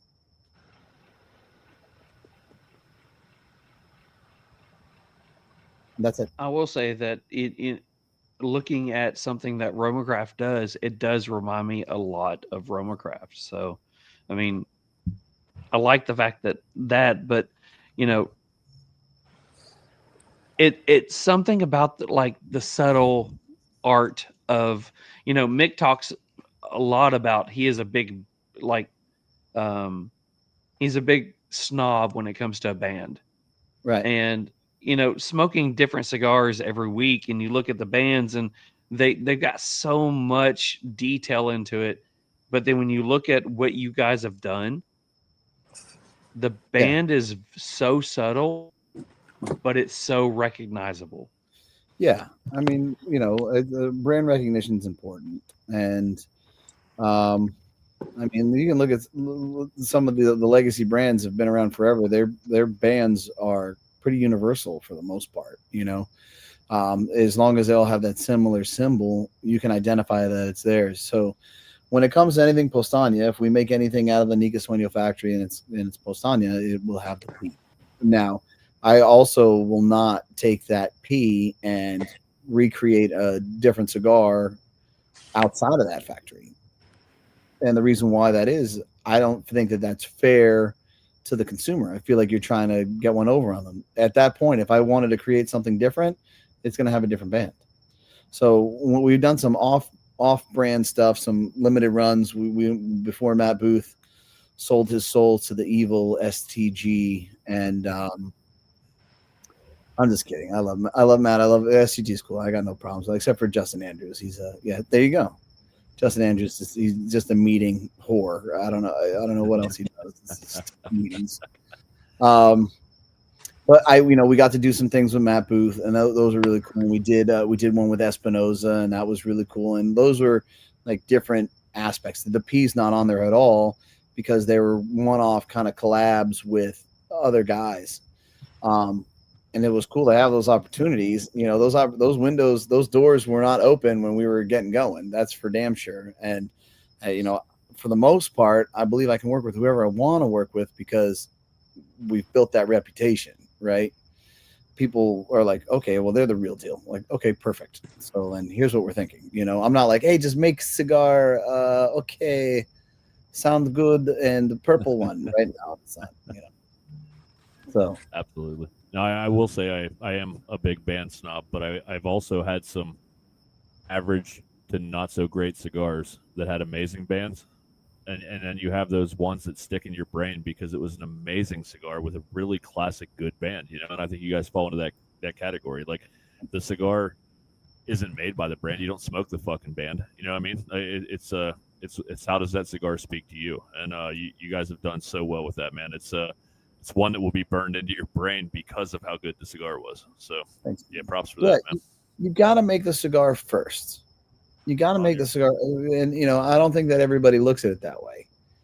I can have ideas and a concept in my brain as far as something that I'm like, oh, this would be good for a cigar name. But, you still got to make the cigar first. Where are we at with whatever the materials are that you can work with, whatever the blends, the components, what the size you want to make before you say this is, and I'm going to name it. This is the name of the cigar. Like, no, it doesn't work. I've seen it time and time again. I'm making a cigar. Oh yeah. What is it? Oh, it's called this. Okay. Yeah. What's the blend? Oh, I haven't gotten that far yet. So you got the name down, but you have no idea of the other side of this. Like, that sounds a little crazy to me. I ask that almost every show with every guest because I want to know what came first, and to me, it kind of tells a story. If you came up with a name or you have a whole line of names lined up before you've actually even blended a cigar, it's kind of the wrong way to go about it. You got to let the cigar speak to you. You know what I mean? Right. To me, it just seems like it has to come first. Yeah. And I think that those strategies worked for a long period of time. I mean, Gurkha used to build boxes before they had cigars, and I know that we poke a lot of fun at Gurkha, but I got to tell you, Gurkha is one of the first companies that took care of troops. They used to deliver tons of cigars to soldiers overseas. And you know what? Yep. I still see them to this day. Somebody comes in and says, "You got any Gurkhas?" I go, "Where'd you serve?" Like, how did you know I served? Like, wow. Started somewhere, dude. If you're coming in specifically looking for that, and they built a loyal customer fan base that way, and rightfully so. You can't begrudge somebody for, like, they took care of people. So, and you could get an awesome steak knife, which is even better. Mike Tyson has left the PCA. Like, that was hilarious when that happened. They announced that's phenomenal. So I do have a question though. You brought up Matt Booth recently there. So tell me, I know I've watched the episode and listened to you guys talk about it. Tell me about stealing Johnny Tobacco Nut. You got to tell me about it. Oh, that was fun, man. I really wanted to take it home. We had drove up to New Orleans, and I'm like, I bet you I could just take this thing. So it was like winding down. I think it was the last day, and I went, I kind of assessed it, and I was like, this will be fun. So I picked it up and I took it, right? And Matt and I, we have a pretty good relationship. So I took it and I brought it by our booth at the time, and you could tell that we kind of freaked out the STG employees, like, it's gone. And I'm sure Matt just leaned into it. He's like, well, somebody better go. Like, well, go get it. You go get it back from him. Yeah, you can't just leave that there. Like, you need to go take. So then eventually somebody brought up the courage to come and take it. And like, hey, I'm really sorry, So we got to take this back. And The first guy was very quiet. He tried to like sneak up and very gingerly pick it up. Like, I'm going to take this and go. I'm like, yeah, like the hell you do, man. It says it's mine. It stays here. I know, man. Seriously, I'm really sorry that I got so they took it, and then what I did was I went back and I took it back. But then at that point, I knew that they were just going to walk back to my booth and take it. So I just started carrying around the showroom floor, and I took pictures with people. You know, I was like, here, I need a photo, and I would take pictures of like all the major like brand guys that I got along with. And everybody was pretty nice and cool about it, and it was entertaining. Like, dude, you know, PCA can be so many emotions for somebody. You know, you can be riding high, you can have a ton of sales, or you can be getting kicked in the dick. You know, like that happens too. Oh, so tell me why I should get, or like you get a wood order. You get somebody that says, you know what, I've heard a lot about you guys, and I want to take you on. Here's my order, and it's, you know, 20, 30 bucks or something like that. But I don't have my credit card on me, so I'll be back. And then you never hear from them again. I'm like, why did we just do that? Why did you sit down and like write the whole order? You know, so that's wild. Don't you have something better to do? Like did you like that's how you got the samples? Like what? I could have just given you the cigar. We could have saved time. You know, like here, just smoke it. I mean, leave it alone. So you know, to keep morale up, I was having fun, man. I was having a good time. Last day, mix it up, and I told Matt, I was like, "No, I want it. I'm going to keep it." And he's like, "Please don't. It's sold. It's going to San Antonio." You know, I'm like, "So please don't just." He's like, at that point, I knew like we had crossed the barrier of like, okay, look, we have to stop. We have to stop screwing around now. I can't. Please just. I'm like, all right, fine, whatever. They're going to take my helicopter away, Michael. Stop picking this up. Yeah, so I gave it to him. I gave it back to him. So, yeah, Booth was great guy. Booth was one of our crazy episodes. I think everybody's heard about it 10 times at this point, but we got canceled that night. We lost over 5,000 Instagram followers, 100,000 views. We lost all of our pages when we had Booth on. So yeah, it was kind of one of our. We'll look back and laugh someday. Today is not that day yet, but we'll laugh someday. Hasn't been long enough yet. Yeah, no, it was probably about 6 months ago. We're recovered now. We're past that point, but it's still frustrating. It was and we still don't know the fucking reason, because they can just cancel you for no reason, and then they won't tell you. No, yeah, that's what's kind of wild, man. You know, don't get me wrong. We have our suspicions why it happened, but we still don't know exactly why. That's crazy, dude. So let's go into Palmer and going into Palmer. Oh, hi guys. Yeah, Palmer goes from the guy who hangs around the cigar lounge. He goes to the guy that gets roped into working days that he can't. And now Palmer is the national sales manager for Powstanie. Yep. How does that happen? Nobody else wanted to do it. Nobody else wanted to do it? Nobody else wanted to do it. I started doing social media for it, and we made that press release. I do all the press releases. So I made a press release that I was director of social media or something. I don't remember what I called it. And then it got the things got busy. I mean, not because of social media, but things got busy. And Mikey can only do so much. He needed to find a salesperson, somebody to take some of the weight off of him. So was that something that came to you like as a surprise that he asked you about doing that? Or was it something like, okay, you need this, let me be this for you? Well, I tried being a broker years ago and hated it. I didn't have really good brands. I had 4 brands, not big names, and I did it for about 6-8 months. And Mikey told me not to do it. He said, you're going to hate it. Don't do it. So I did it for 6-8 months, kicked in the dick every day. And so I just told the brands, look, I'm done. This isn't for me. This is harder than I thought it was going to be. I don't have this kind of time. So actually, the reason I became the salesman for them, it was Matt Booth's idea. Matt Booth had come. Go ahead. No, it was. You're right. Keep going. Yeah. Matt Booth had come to the shop, and we were all sitting in the private lounge downstairs, and Mikey's, we talked to this guy, we talked to that guy, this guy doesn't have time, this guy doesn't want to do it, this guy wants too much money. We can't find somebody who wants to do it. And Mikey starts listing all these things that the guy has to be. He has to be vested in us. He has to be one of us. He has to be somebody we can trust. And goes on and on with this stuff. And then Booth turns and looks at me and goes, "Did you ask Palmer if he wanted to do it?"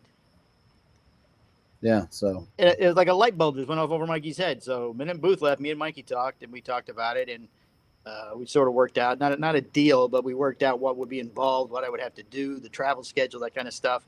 And then his brother Greg, who I had known at that point for 10, 11 years, interviewed me. He wanted to have a real regular interview that he scheduled the next day. So he's asking me all these questions. He asked questions about my car, and do I understand this? Do I understand that? And then at the end, he goes, "Okay, if you want to do it, I'm okay."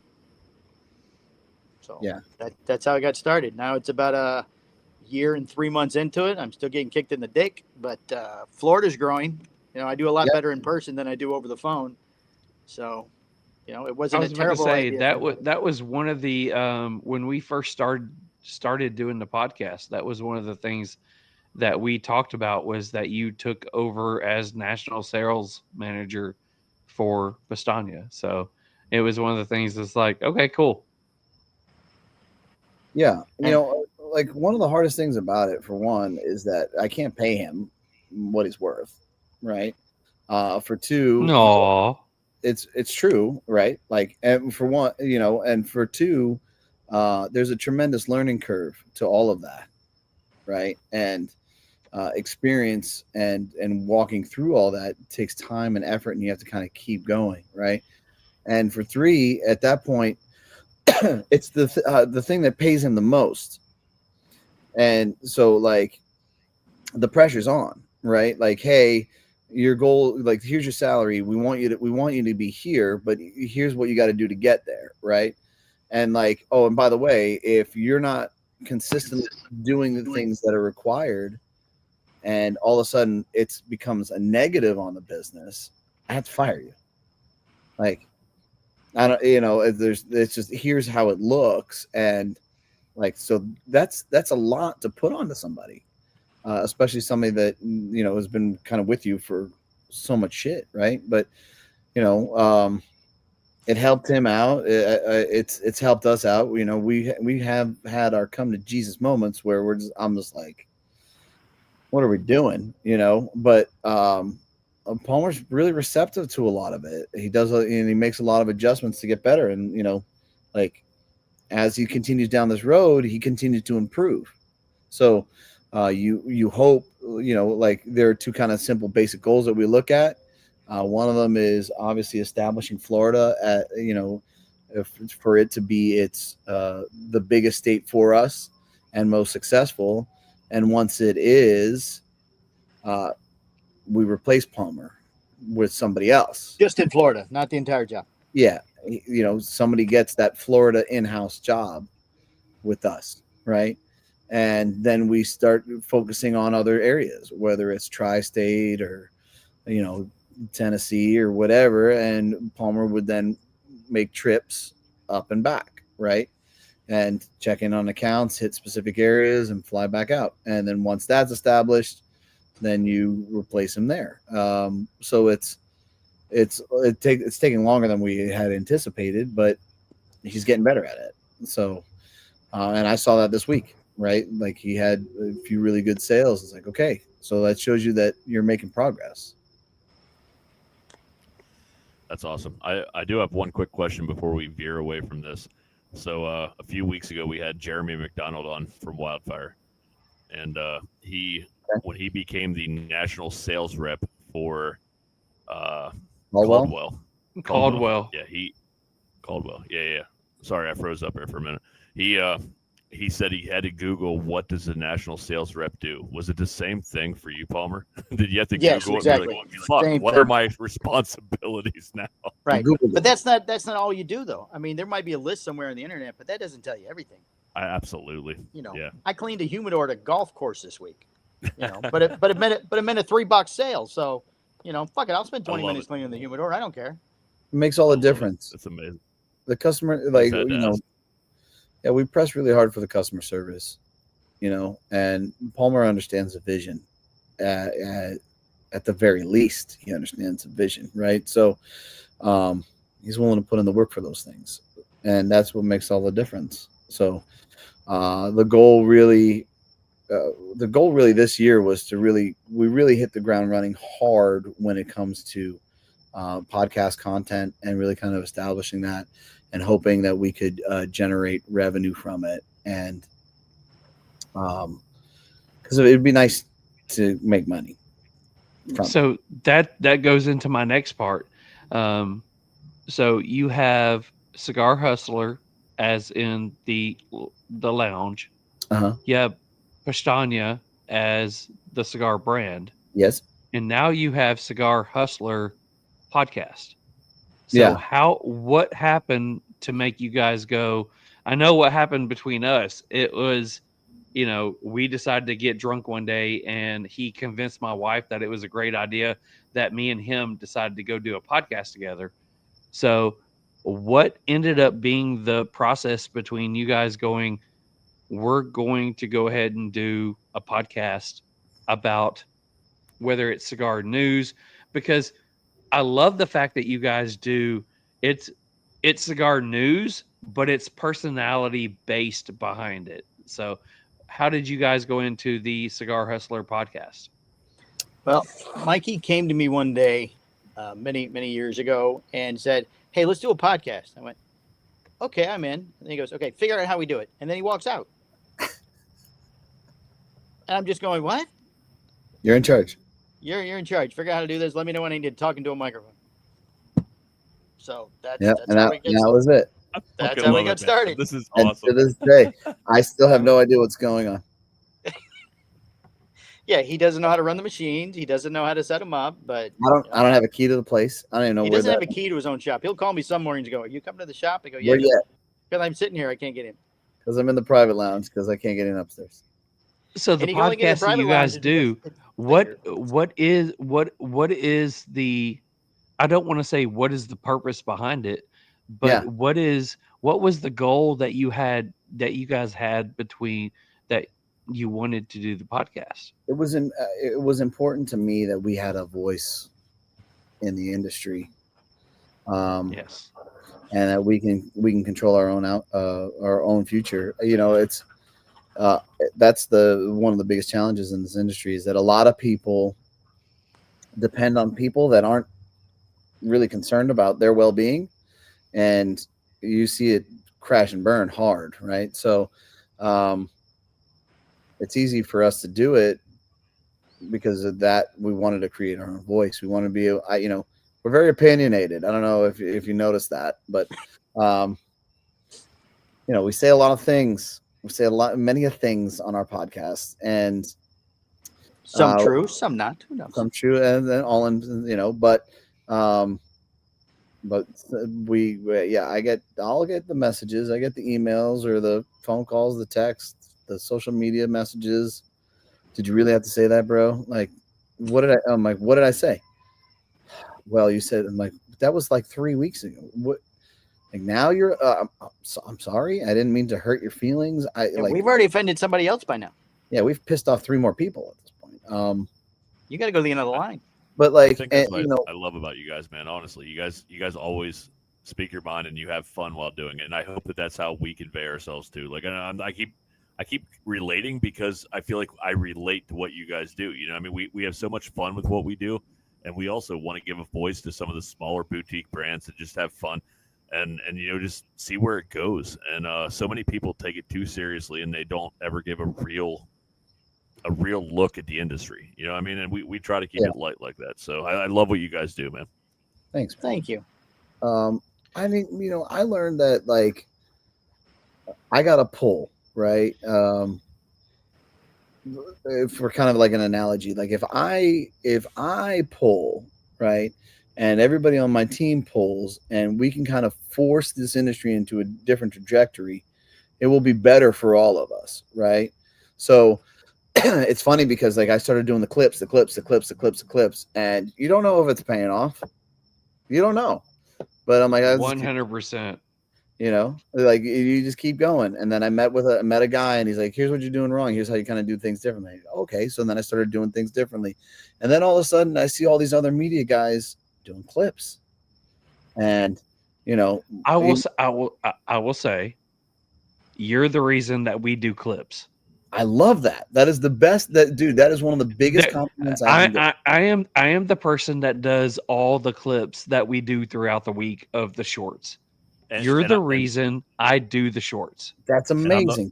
And I'm the money guy, so like I deal with everything. So I'm continuously paying to get more clips because we got to do the clips to be able to post them. So like it's clips have become a huge part of what we do, and Charles puts them together, and they're awesome. But like you guys are the reason we started doing a lot more clips. So. That's awesome. I love to hear that, because look, the reality is that we need more cigar smokers. We need more cigar smokers. The only way that you're gonna fight and protect anything in this industry is if you have more people saying, "Hey, wait a second, I like this too. Don't fuck with this. What are you doing? This is not okay. Don't take these away." And the only way you can do that is by explaining to people what it is that we do, and by giving them content to digest it and be like, oh, okay, it's not the devil, right? Yeah, you know, I mean, to this day, I just had a conversation with a guy, and he compared cigars to cigarettes, and I'm like, dude, no.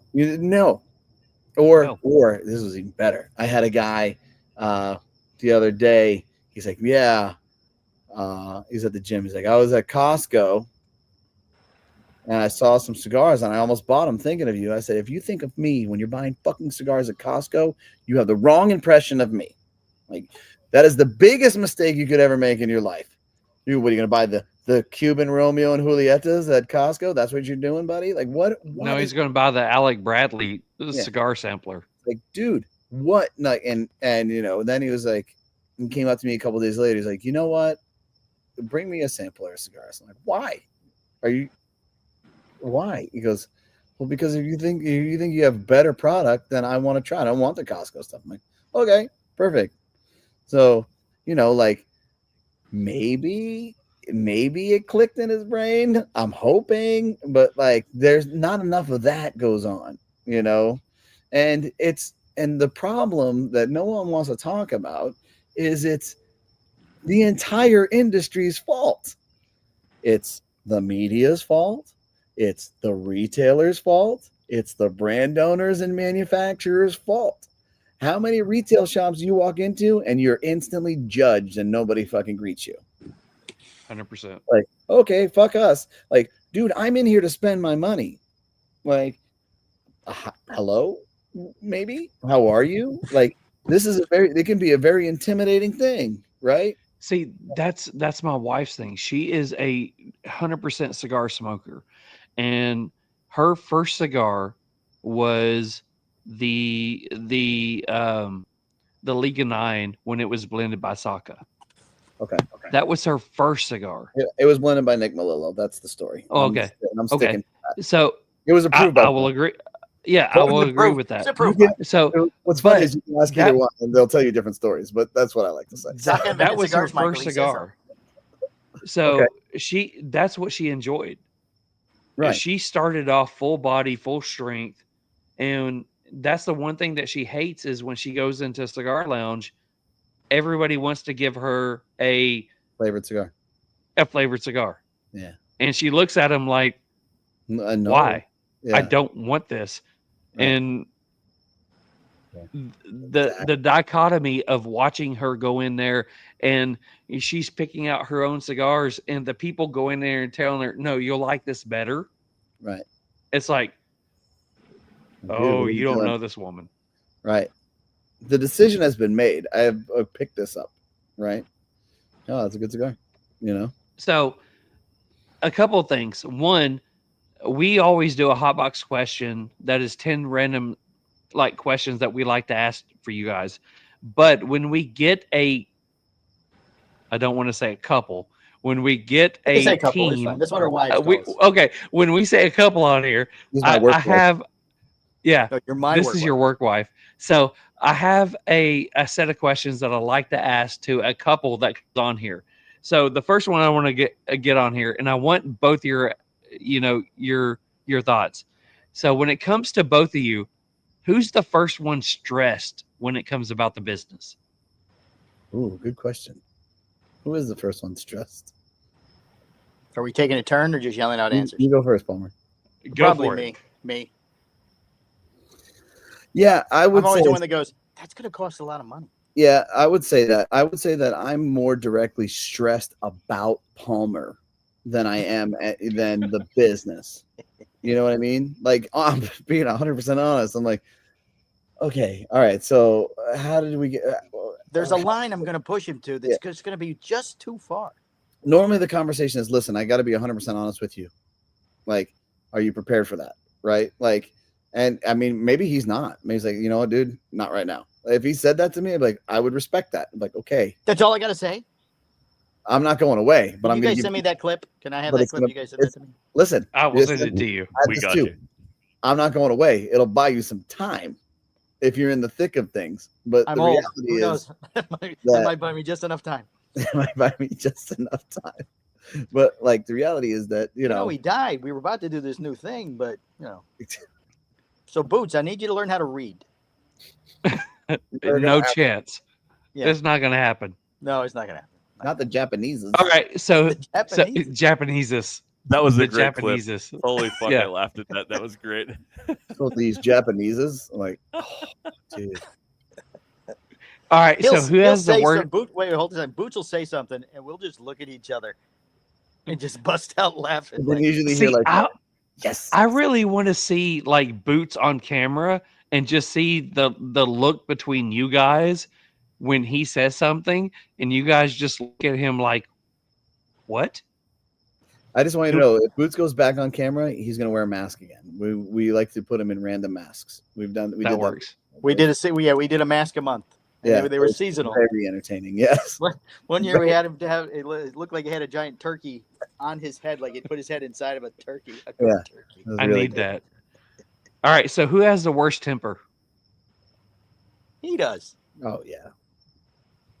Oh yeah. All right. Without question.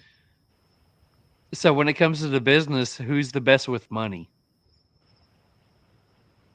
I mean, I eventually say yes to everything he wants to do. Like, well, what else are we going to do with the money?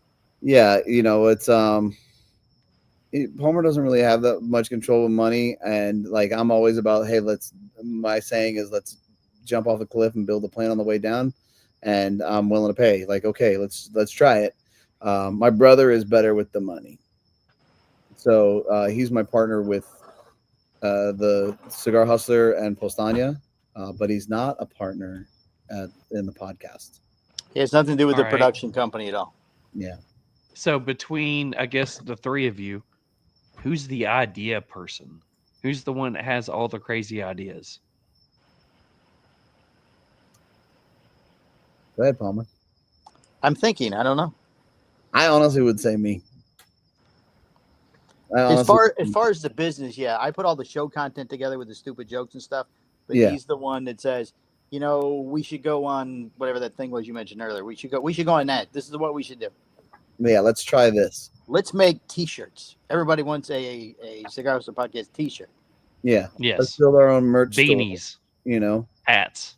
I love our Right. merch store. I think, you know, I'm a big believer in that, and I think that will be amazing at some point. It's, you know, I think we sold like 17 pieces last month, and you know, and then that's my goal now. I got to beat 17. So we're working on these hats that are really cool. By the way, Brittany just melted one, and she was devastated. It didn't work? Too hot? It's not the right heat press. Okay, so we're gonna need another heat press. Can we return that one? We only use it the one time. Well, we could use it for something else. So who has the best palate? Oh, he does. Oh, it's definitely not Palmer. That's for I mean, sure. they make fun of me all the time. We review cigars on the Patreon. There's been a random couple of cigars where they're like, these are terrible. I hate these. And I go, you know, it's not that bad. He's like, I really like this. I I'm really like this. This You gonna tastes buy like- one? Okay. No, I don't think I'm gonna buy one, but it was good. Who's the best storyteller? Mm. That's probably more of a tie. Yeah, I think that we both do pretty good telling. After 7 years, we could sit down and talk about nothing for an hour. Yeah. Nice. I think Palmer's really, especially on podcasts, Palmer's really good at telling stories, or, I mean, he's fucking hilarious. He's Johnny on the spot when it comes to jokes. Now, what's really kind of crazy about Palmer too, though, is that if you get him out of his element, he's not saying a fucking word. Like, this is a podcast where he's probably said the most. If you go back to some of these other podcasts where we're both talking, he doesn't speak nearly as much. He's just quiet. It depends on the show and the questions I ask. You guys are asking good questions. Yeah. And you're directing it at one or the other, where sometimes they just throw out the question. And it's not something that I handle, so he answers the question. And that's more the binder, wrapper, filler type stuff that, most shows go through. Yeah. That's not us. Yeah. No. All right. So this goes Palmer way. Who's the best salesman? It's going to be him. He's been doing it a lot longer. Really? Okay. Yeah. Other than starting doing this, my other business, I had salesmen that worked for me. I didn't do sales. So that's why this was a huge learning curve. I had to learn how to sell, and step out of myself and be able to do it. Now in person, I can do that. That's not a problem at all, because you get comfortable. It's just another cigar shop. So, it's no different for me than standing around inside Hustler. I'll talk to customers when I'm there. When they're walking through the humidor, I'm straightening stuff. Not even our stuff. I just, everything moves to the left. Sorry, you guys, you look. This box is empty. Close the lid or get rid of it. Something like that. Right. Like, what are we doing? Over the phone, I fumble sometimes. And the biggest problem is they don't answer the phone. It's been over a year now. They know it's my number. And if they don't want to, and sometimes you're not calling. You said something. You're not calling to sell something. You're just calling to check in, see how they're doing, see what's going on. I knew his, I got one guy whose daughter's trying to get into college. So we talk about that all the time. There's another guy who's been sick. So I call and check in on him, see how he's feeling. There's no sale on that one. Maybe it will be eventually, but at this point it's not. Oh, but that stuff's super important. Right. Sure. It builds trust. So whether you guys are in the lounge, you're visiting a shop, or on a podcast, who's got the best jokes? Oh, Palmer. It's me. Palmer. Yeah. I agree. And it might just be a one-liner. He might say something, why. And then I can just I know this is gonna hit, because he's gonna look like he's mad. And everybody thinks that's funny. That's why I have a hard time seeing you like stumble over words if you're trying to call for a sale or something, man. Because you're sharp, man. You're everything you've done. We watch the show, man. You're quick, and we enjoy that. Yeah, and what's funny is like that's always a conversation. It's like that guy. We need that guy. Bring him out all the time. So who's the creative one when it comes to whether it's branding for the podcast, branding for the cigar lounge, or branding for the cigar brand? Who's your creative one? Some reason over the 7 years, Mikey has established himself as the final say. Yeah, that's true. Yeah, okay, he made the final say, but who's the creative one? Well, I could throw out 15, 20 ideas that he says no to, and then he thinks of one and and he thinks that's the best thing that's ever happened. So, Gotcha. That is true. I don't know. That's kind of hard because Palmer's definitely created some cool things through the process and through kind of time. And I've definitely poo-pooed a bunch too. I'm like, no, I'm not doing that. But he's pretty creative. I wouldn't necessarily say that one is more creative than the other in that aspect, because like that's fair. I have a lot of visions, I have a lot of ideas, and I have a lot of concepts. But normally, to be honest, like if I have a concept, there are times where I will tell Palmer the concept and I'll never launch it. He'll execute it. And then I'll say, that's totally not what I wanted to do. Like, that's not even close. It needs to look like this, this, and this. And then he comes back and says like this, and like, okay, now, perfect. Like now, like we got there. And it's not like I asked him to create it, But he hears me when I talk, and he's like, I bet you I could whip that up, right? And he'll whip it up, and then we'll have a back and forth about it. And there are other times when, I'll tell him, I'm like, I'm stuck on, I can't figure this out, whatever it is. And he'll say, well, here's what's wrong with it. And I'm like, okay. And like, I might not agree with it at that point, but I'll put it in. And I'm like, yeah, he was right. So, what's that? I said that's hard for you. And my wife's right next to me. She says, yeah, that's very hard for you. No. So who's the tobacco nerd? That's Mikey. Mikey is 100%. 100%. Yeah, He can look at a cigar and tell you what the wrapper is. I can't do that. Nice. yeah, I can't always be right, but I'm right more often than wrong. I mean, it really is kind of basic. It's the more you kind of stare at things, the more you look at things, you kind of understand them. And then I've been fortunate enough to be around the right people that I ask the questions. I'm like, okay, so how did you figure that out? How did you know it was San Andreas? There's vein patterns, there's different things that help you identify things. But like sometimes it can get hairy, Habano and Sumatra veins. There are some times where they can be eerily similar. So then you kind of start going down that rabbit hole and trying to identify it. Distinct, different flavor profiles. So going into like you're talking about, Habano versus Sumatra veins and stuff. Let's just somebody who loves a good Sumatra cigar. What are some of the tobaccos that you enjoy as a cigar enthusiast? Well, it isn't Sumatra. I can tell you that much. Do you not like Sumatra? I will tell you this, that for the longest period of time, Sumatra was really bad.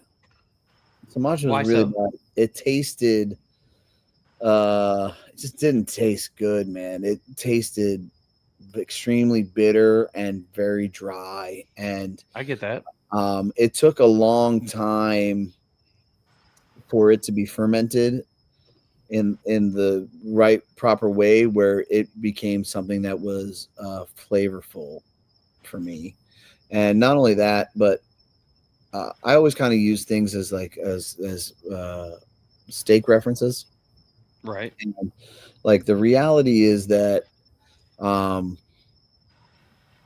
if I were to consider Sumatra as like a steak, it's the one piece of meat that needs barbecue sauce in order for it to taste good.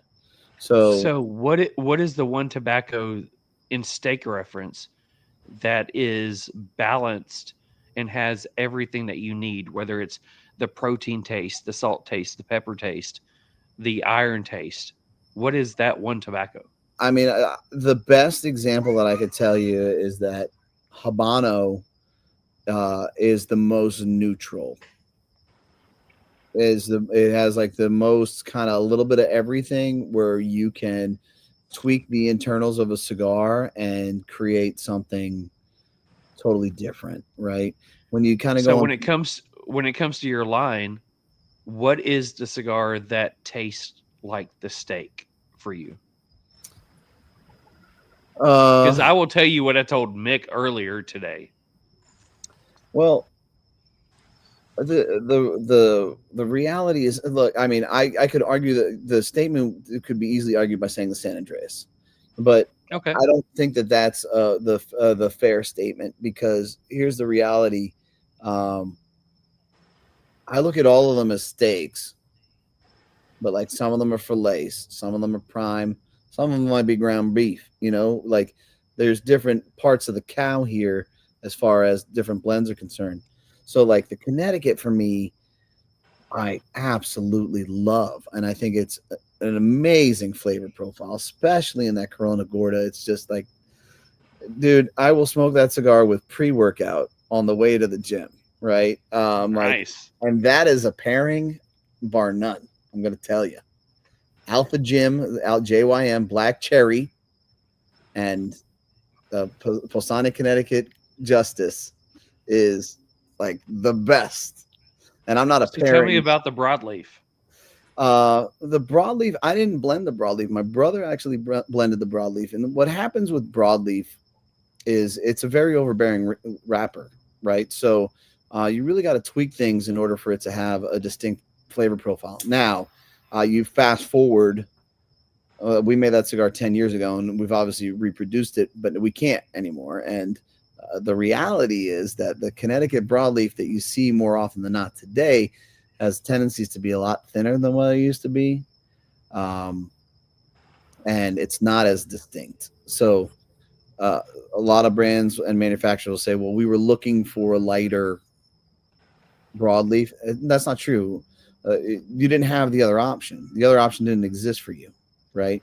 So, like, why not just say, hey, you know, we had access to this broadleaf, and its flavor profile wasn't as overbearing, so we figured out what we could do to accent it and make it taste great, and added the different levels of complexity. But you don't ever hear that. You hear, you know, this other bullshit.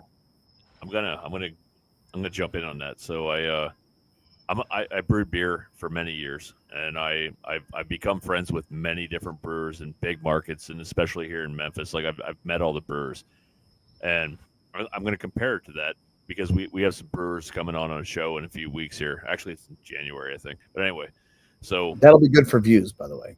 I love the brewing community, man. It may not be good for the views, but I love the brewing community. No, it will be very good for your views. Our biggest show ever was we had 2 beer guys on. Yeah. Okay. Didn't even talk about cigars. Yeah. And they reshared it into the beer community, and it blew up like 4,000, 5,000 views and stuff. Okay. Yeah. Okay.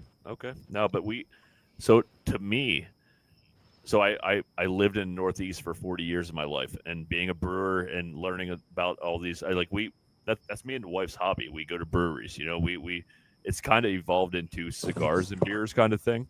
Mm-hmm. But I will say that all these breweries that can't produce a good hazy IPA or a New England style IPA that they call a hazy IPA, just call it a good IPA. You know what I mean? Just call it an IPA, call it an APA, call it a fucking pale ale. Right. Don't call it a hazy if I can see through it and it looks like malt.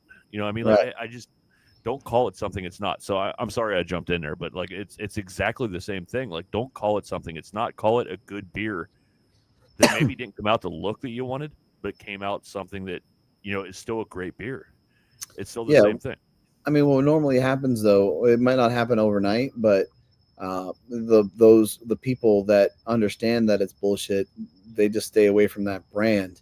And like that brand eventually dwindles and they wonder what went wrong. Well, what went wrong was that you were lying to your consumer, and it's not 1990 anymore. Your consumer can figure it out. There's enough people and enough knowledge out there where they can determine that what you're saying is inaccurate. And if you're going to lie to your customer, then you're going to go out of business. It doesn't make, like, your customer eventually catches on. So I think that, like, you see that more and more in the cigar industry. I think that knowledge is more accessible, right? And they wonder, some of these brands are wondering, like, well, why doesn't this sell? It's like, well, your cigar is terrible and no one has told you that, and you're telling everybody that it is the best thing, right? Like, now the catch-22 to that is the simple aspect of everybody's kid is the most beautiful, right? Like you can believe that as well. And if you honestly don't go through, if you don't ask yourself the right questions and make sure that you're not being delusional about something, you're going to hurt yourself, right? Sometimes we're our biggest enemy. We trick, you know, it's like, hey, I'm 20 pounds overweight. You know, I can have the cake. I'll be fine. What's the difference, right? All right, so guys, getting towards the end of the episode, one of the things that we like to always ask our guest, we have 10 random questions that we like to ask to everybody. It's random to you guys, not random to us, because we ask them a lot, but we call them hotbox questions. Are you guys willing to play hotbox questions? Oh, Sure. yeah. We're always in. All right. but sure. So really quickly, Hotbox questions are brought to you by Beard Apothecary. What up, Real Smoke fam? Here we are in the most metal room in the house. I'm going to take us on a little secret mission into the secret lair of the mad scientist. Do not tell her I showed you this stuff. This room freaks me out. It is nothing but Taylor Swift all the time. I just can't. There's just Taylor Swift everywhere. Albums, all kinds of stuff. What I want to give you guys a sneak peek of is listed on the number right here. We've got us a brand new item coming out pretty soon called the Ever Inked Tattoo Balm. It'll help revitalize your tattoos. Can go on with new tattoos, which means I got to go get one, test it out. We should be releasing that in the near future. I'll keep you guys up to date. Thank you guys very much. Make sure you like, subscribe, and follow the boys. Peace out. Did you see the Wolverine picture in the background of when he started? Yes. I did his podcast. What's the name of his show? He used to do a podcast. Cigar Dudes. Yeah, I did that show almost a year ago. Cigar Dude. Yeah. Good people. All right, so Mick, you are question number 1. All right, so I'll preface this by saying I'm the random guy. Charles gets a little more serious, but I'll start it off. Question number 1: what is your least favorite sound? Palmer? I thought they're asking you first. Oh, me? Oh, I go first? Whoever wants to go. Let's go that route. Yeah, top and bottom. It is the fork scraping against the teeth. If somebody does that, it drives me nuts. That's a good one. That's a good one. Palmer? Oh, I get the same question, not a new question? Yeah, the same question. Oh, yeah, same question. Okay, somebody that chews with their mouth open. That. There you go. Oh, that's happening now moving forward. All right, so Wait, as somebody, Brittany said something. What did Brittany say? She said poor Palmer. Right, because Mikey does that a lot. I'm about to say, as somebody who listens to all podcasts with earbuds, anybody who makes mouth noises kills me. Oh yeah, there's one show where you get every time. Puff, every yes, it kills me. I ended up having to turning it off. All right, so question number 2, fill in the blank for me. Cigars are all about what?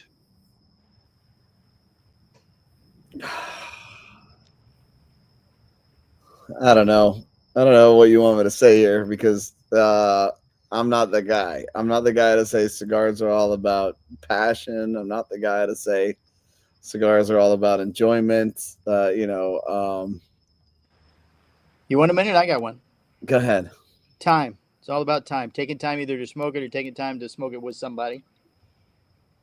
Yeah. Like my wife has a cigar every afternoon when she gets home from school because the kids have been driving her crazy.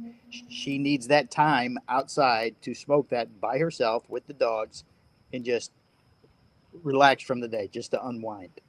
Man, our loyal followers are going to hate me for this, but I've said it probably out of 52 episodes. I've said it probably 20 some of them, maybe 25 of them. But my original podcast that I did with a buddy back from Pennsylvania was because I went into a cigar shop in Florida, in Johns Pass, Florida, Cuban Paradise. And I'm actually going to go back there, and I'm going to revisit the whole thing in like 2 weeks. But I walked in and asked an old timer what he was smoking because I like to hear what the old guys are smoking, and kind of buy a couple of them and whatever. And the guy said it's not always about what you're smoking, it's who you're smoking it with and the real minutes you share along the way. So, like, to me, that's what actually started me on this journey. It's about the time that you're spending with someone you love or just unwinding and enjoying your own time. So it started me on this journey, man. So I feel that 100%. And sorry to all of our listeners that had to hear that story for the fucking 40th time. So there we go. I'm going to say what Mick said. That works. That's what I said. It all started with me Palmer, too. So yeah, no, not what Palmer said. No, I don't agree with what Palmer said. I don't agree. No, he never agrees with me. Not what I said. Thanks, Mikey. Much love, man. I appreciate that. All right, so normally he takes my idea and he says it's his. So there's a lot of that happens too. So you can probably time. I believe it's time. All the time that I spend with you. That's. I think that I just thought of that. That's amazing. I like that. I'm so smart. All right. So question number 3, and you'll find out later why I ask us. You probably figured it out already. I do it for all the post show stuff. But what is Boxers. your favorite? I wear boxers. Are we going with What that? is your favorite? Okay, I got that down too. Thank you. What is your favorite musical band or artist? Oh, Golly. What was my favorite musical band? Oh, who is that sings that song we used to play every morning? I can't think of the band. AC/DC. AC/DC. There's a song we used to play every single morning for a good 6-8 months. Thunderstruck. What song? Because I Thunderstruck. need to know. Thunderstruck. Okay. Love it. All right, got it. Yeah. All right. I could go anywhere with that. I mean, back in the day it was Pearl Jam. I loved Pearl Jam. I could still listen to Pearl Jam. But I'm all over the place with music. Any favorite All songs right, so be on your post show thing? Anything? Yeah, I mean, right now I'm kind of doing a Metallica kick. I've been playing a lot of Enter Sandman. I don't know what that's about, but that's been happening lately. I got you. Cool. Yeah. all right. So question number 4: what is your favorite guilty pleasure?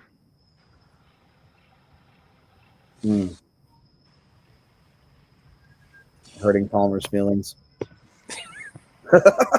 Yeah, that's probably right. Does that a lot. Is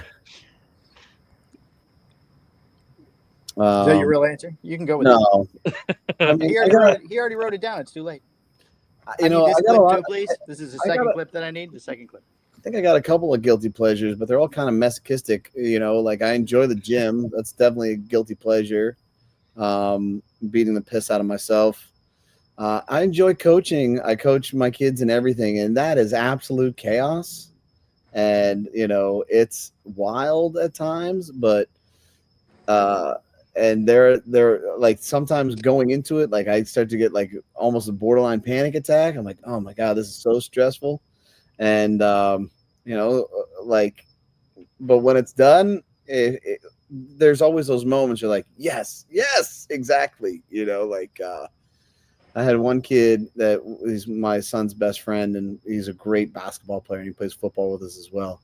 But we've been forcing him to do a left-handed layup in basketball, and it finally happened in a game.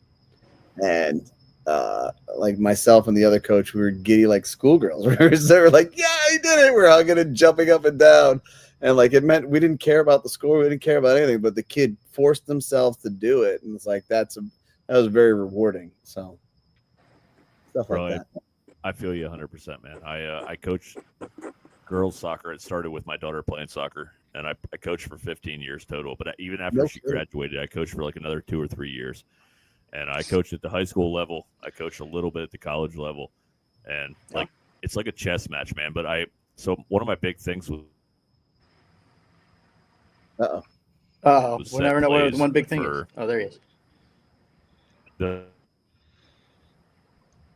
Fuck, I froze. All right, I'm back. I'm sorry. Fuck. That was great. Oh, it was very hard. It was very hard. It was great. We loved everything you said. Everything you said. No, fuck. Anyway, so I was just saying, like, I one of my biggest things was set plays, man. Like, I do set plays for corner kicks and free kicks, and we actually won a game right before district playoffs off one of the set plays we drew up, man. I got called set play 3, and I'll never forget it, man. And just coming off that field thinking, man, these kids actually bought into something you drew up on paper, man. It's unbelievable. Like that feeling is, there's nothing like it, man. So I feel you 100%. Awesome. So sorry, making this about me now. All right, man, it's your show. Do what you want. Yeah. I do that occasionally. I go off on a tangent. So. Charles is shaking his head.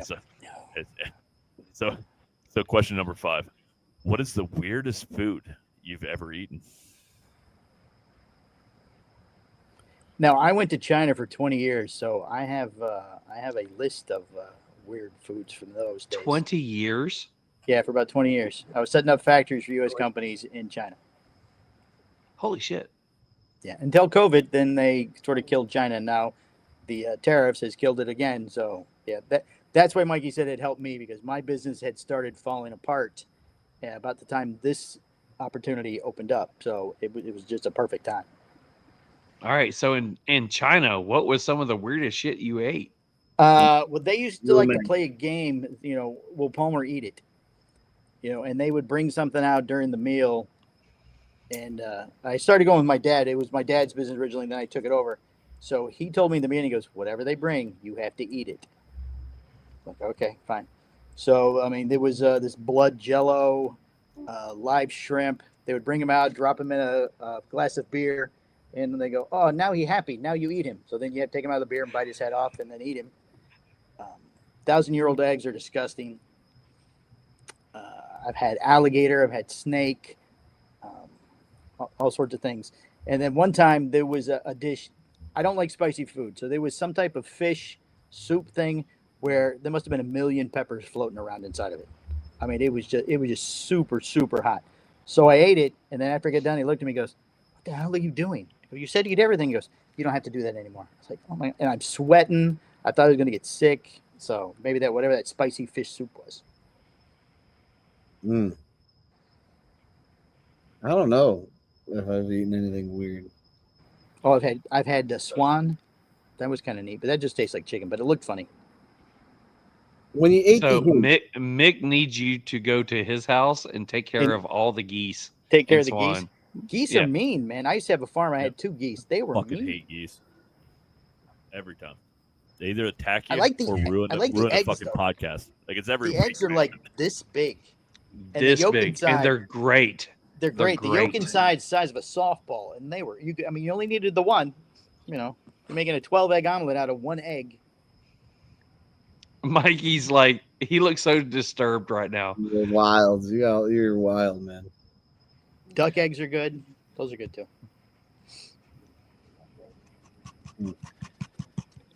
Yeah. So well, Mikey's dropped out of this one. He's just like, whatever. I guess I've had alligator. I think maybe. Alligator tail. Oh, and Yeah. I'm about to say you live in Florida, so you've got to have had Right. alligator and stuff like that. Yeah, probably that. Yeah, I mean bone marrow. I think is relatively common. Yeah, All right. there's- So question number 6. Hold on. What real is quick. the? There's no Okay. menus. There's no menus in the restaurants in China. There is a room full of fish tanks and things, and you go in and pick out what you're going to eat based on what you see Oh, swimming no. around. No. Yeah, so like, No. you want fish? I go, okay, fish. They go, pick out which fish you want. I'm like, what? And then it comes out with the eyeballs, the tail, everything's on it. It's like they took it out of the tank, they put it in the grease, and then they bring it to you. So I need an image of Palmer, and he's dressed like the most interesting man in the world. We can do that. I can whip that up in AI in 2 seconds. There you go. All right. So question number 6. What is the one thing in your life you're most proud of?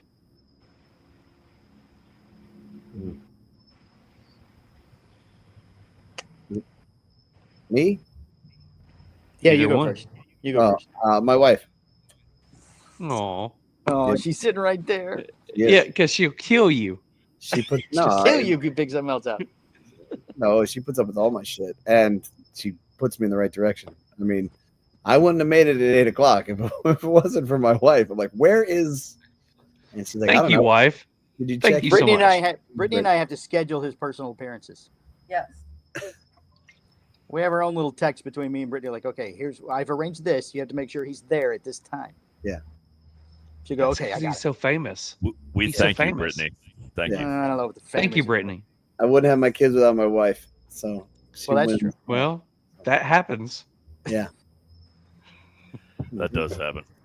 All right, so question number 7. I always reserve this one for what comes to me during the show.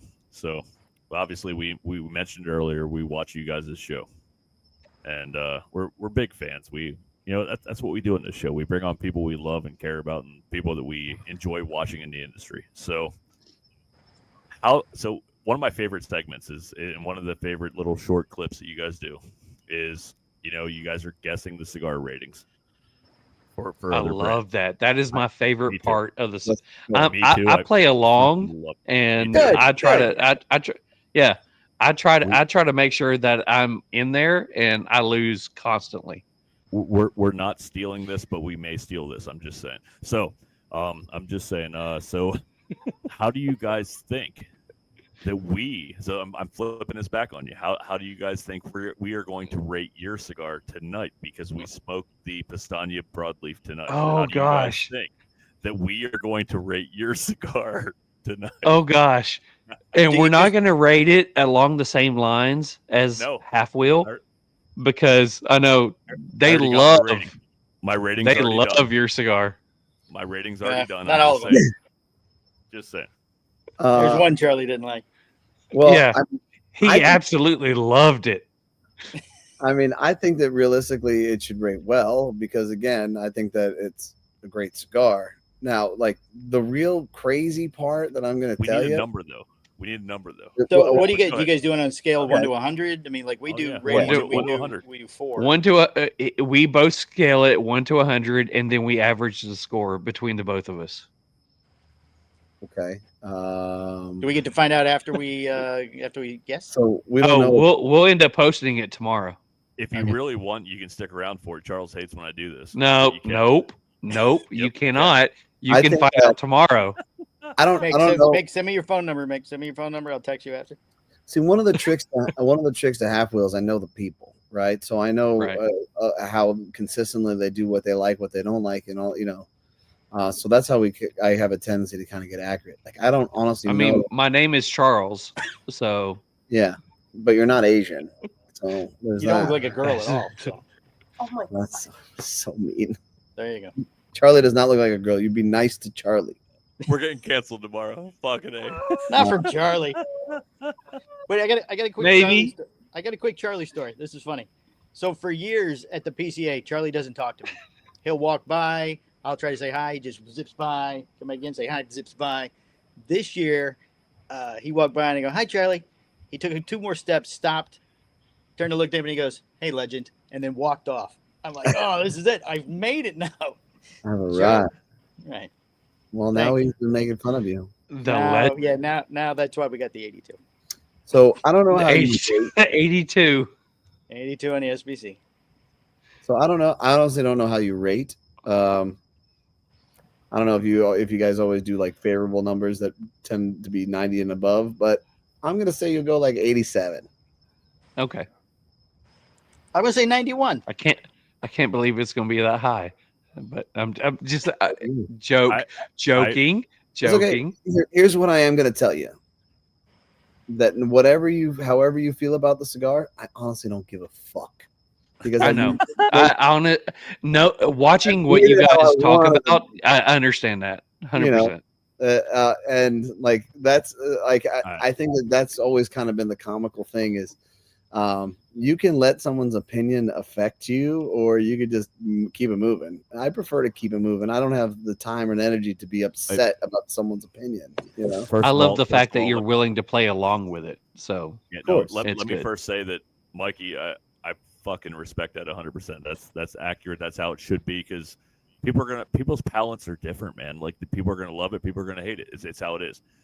Palmer, I gotta say, you're gonna like my score. So Yeah, you're pretty right there. I you go. gotta say, Palmer, you're going to hate mine. So This is just great saying. because I never get to play he's this. probably not. But no, seriously, That's right. Charles, You don't ever get to play the I don't get game. to You're the play it. moderator between all of it. Always a moderator. He gets so mad that he can't play. He's Not like, I want to anymore. play. Like, how I are we did gonna it for a while when we first started doing it. I love wanna when play. I absolutely love it when Boots is like, Mikey's on there and he says this and Boots is like, oh my God, that's what I wanted to use. And it's Right. like it's a 91. And Mikey's like, no, it's a 92. He's like, okay, it's a 93. That's awesome. Hey, Charles, I'm gonna put you on the spot though. Before we leave tonight, what did we rate the Pastania San Andreas? Because it was one of our top 5. A from last 93. Wow. 93. Ooh-wee. Number. That's a good number. I It appreciate was a that. great. I'm actually saving one for my Florida trip in 2 weeks, man. I don't think I'm going to be quite in you guys' neck of the woods, but I'm going to be in the St. Pete, Tampa area. But Okay. I will be smoking that on a beach, and I'll make sure I post and tag you guys in it, man. Because for real, that was one of my top Great. 5 cigars I last year. don't ever send Mick a message talking about a cigar that I review that he hasn't reviewed yet. And it was one of the ones that was like, holy fuck, I love this cigar. I want more. And it was the one I smoked It was awesome. a couple of days ago. Awesome. All right. So anyways, Fuck you, Norm. Anyway, good. Yeah, Norm. Yeah. How dare you, Norm? Screw you, Norm. So question number 8. You guys have gone everywhere in the cigar industry. Everything from the cigar lounge to the brand to the podcast. And there's even a part that we haven't even talked about, because you talked about a fourth, part of your brand. So you're looking at all these other cigar brands that are trying to start out. What is any advice that you would give to them about what they are doing?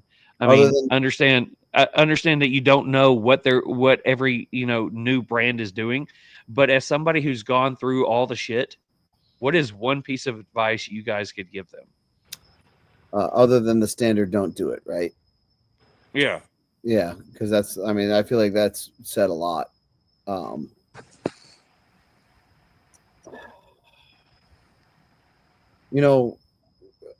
here's the reality is, if you're gonna do it, you have to find the right factory. And that's really where it boils down to, and the reason why I know that is because that's always the first question I ask a guy that's making a cigar. Like, all right, where are you making it out of? And if it's, hey, I'm making, if the first thing is I'm making it out of the Dominican, I'm like, okay, well, we would sound like we might already be in trouble. And then I'm like, what factory? Right. And look, there are still some good brands that come out of the Dominican Republic. Don't get me wrong, but normally 80% of the time, it's not gonna be good. Right. So strike one, right? And then when you hear some of the ones that work out of Esteli or Honduras, I'm like, oh God, oh no, this is not gonna be good. And those guys are normally guys that kind of like cigars. Like, I like cigars. I'm going to make a cigar. Oh, God. Oh, geez. I like a cigar. I'm going to make a cigar. Oh, my God. The duct tape fell off. The duct tape did fall off. But I'm not invested enough in a particular brand. If they loved something in particular so much that I'm going to try and lower this. This is going to be crazy. Did Brittany get tired of holding the camera? Yeah. She got tired and she. We used a different light today, and this camera's jacked up. Perfect. Thank you. You look beautiful. Thank you. That's not the light. Oh, okay. The lighting's a little off. We're big on lighting. We played with lighting for years to finally get it to where we can accept it.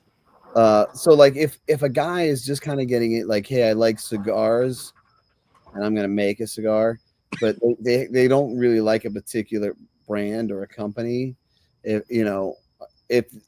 they're probably already in trouble, right? Because they don't know enough to who they should work with. Like, I mean, for me, it was easy. Like, I know Romacraft. I like Romacraft. Romacraft had good tobacco. I want to work with Romacraft, right? And that relationship developed from there.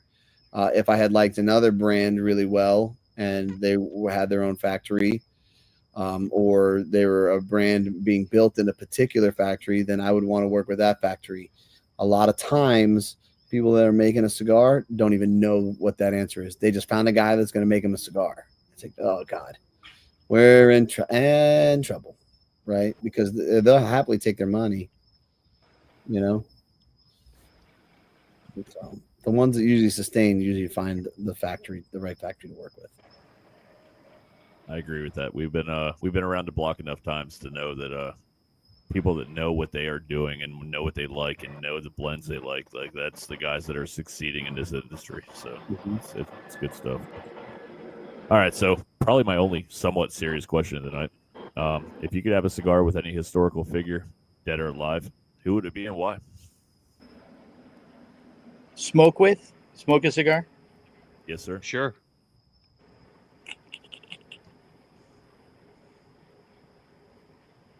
Who you got, Palmer? I would have liked to have had one with my father. He knew I smoked cigars. He never wanted to. There towards the end, he had pretty bad dementia, but I did get him to sit down and watch the podcast one day, and he thought I was on the news. He's like, "This is great. You're a news guy." So, well, I would like to. Go ahead, Michael. What about historical figure? He's pretty historic. I'll take That that works. answer. He was I'll my take that cousin. answer. and everything, 100%. So, you know. I'll That take answer doesn't answer. work for me. I want I'll a take historical. that answer. I want to hear somebody else. You're just Oh. stalling because you don't have an answer. No, I think I have an answer. Then go ahead. I want to hear yours first. Give me the historical figure. A historical figure. I love these guys. Not off the hook, buddy. Me too. You can't say oh. Winston Churchill. Fuck that. No. Jacob, the Polish pilgrim. Ooh, the legendary Polish pilgrim. Legendary Polish pilgrim Jacob. Brought cigars to the New Founder World. of Powstanie Wow. Yes, back in the That's day. awesome. back in the day. He's in a little bit of hot water right now. from what Yeah, I he's saw. not aware yet, but he'll find out. Yeah. I heard things are going sideways. Goodbye, Oh, lights. jeez. And he's gone. This is Look at me that. in the dark. Now you can see the red light on his microphone. Yeah. Brittany is so it's actually tired trying to hold that cool. light up. Brittany's dying right now. She's She's like, tired. quit.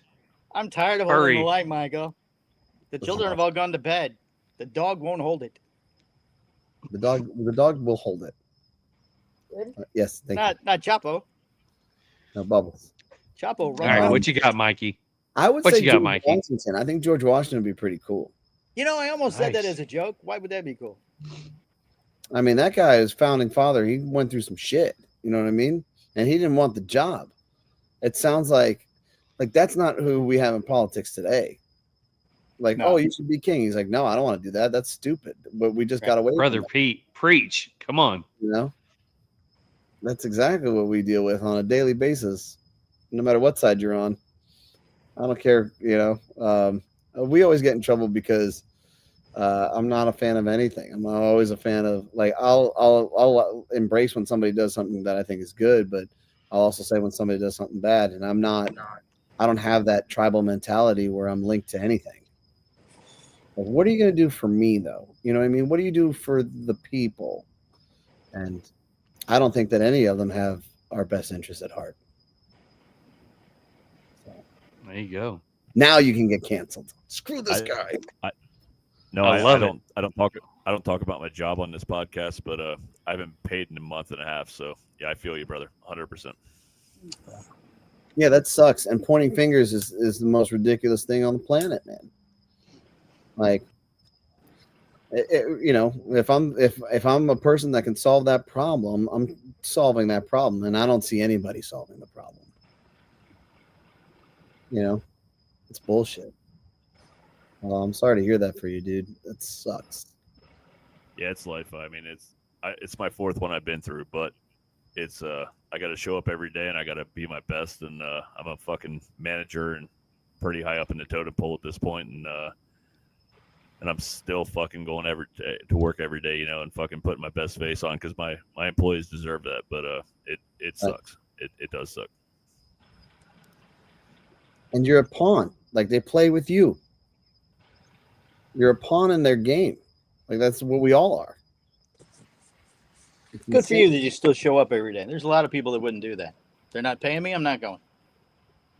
So it's credit to you. You know what's funny is the guys that are calling those shots wouldn't go. Right. Yeah. Right. That's the irony in all of it. Yeah. They're still Yeah. getting paid now. They're like, wait, so I've no been pay? so Oh, blind. I'm not gonna, you know? That's some of my longest weeks I've ever had in my life. The last fucking 2-3 weeks, man, and it's taxing. It's taxing. By Thursday night when we do this podcast, it takes everything I have to crawl over here to the fucking mic, you know. And but this actually brings me back to reality, you know what I mean? Because Yeah. I have fun with people I care about, and it's a good time. And I'm going way too deep right now, but yeah, it's been a long couple Love it. months, man. It's getting tough. So it is what it is. But we'll Dude, move doing on what from you're doing, this. man. No, man, like, that's important, dude. You have to keep pressing through. You know what I mean? Like, that's fucking terrible to hear. That sucks. And like, if you're out of cigars, we can send you some. I'm happy to fucking, you know, like, hey, you're running low. We will re-up you right now without question. I love it. I love that, brother. I'm good for a minute, but it's I'm the least better we can do. I'm better than most. I've been in this position for like 15 years, so I'm getting close to that, you know, tail end of it. But I'm still passionate about what I do, and Right. it's just frustrating that the people that have to show up every day because, you know, the public that depends on it, and here we are, Yeah. and you know, it just sucks. And they're waiting for like this boiling point to occur where somebody will flinch. Yeah. Like, I mean, and that's crazy too. Yeah, it is. And the shitty part is, like, my heart goes out to the people that are only a year or two into this career. You know, I mean, I'm 15 years into it. I have savings. I have shit that I can rely on. I've worked my way into that point. There's people that have a year or two into this fucking career that are now like, wow, why did I choose this? Because I'm getting fucked by the people that are supposed to be taking care of me. You know, so it is what it is. But I'm way too deep right now. So Charles, question number 10. Yeah. No, I'm about to say it's one of those things that, you know, Mick works for the government. My wife works for the government. We sit back and we just sit and watch what's happening, and all we can do is sit and wait. Right. And both of our families sit back and go, okay, we're just waiting. So, you know, all right. So last question. So wait, hold on. So 1 second. No, go for it, brother. Horrific and also absolutely astonishing is the will of and resilience of human beings.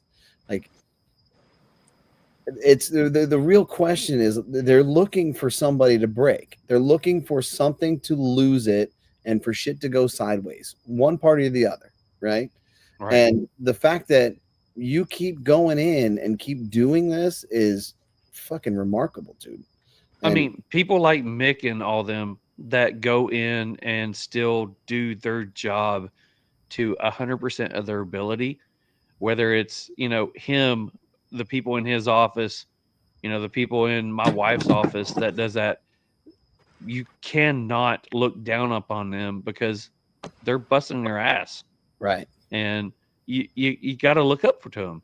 I mean, I'm proud of them because, you know, I'm self-employed. I run my own business. I'm like you guys.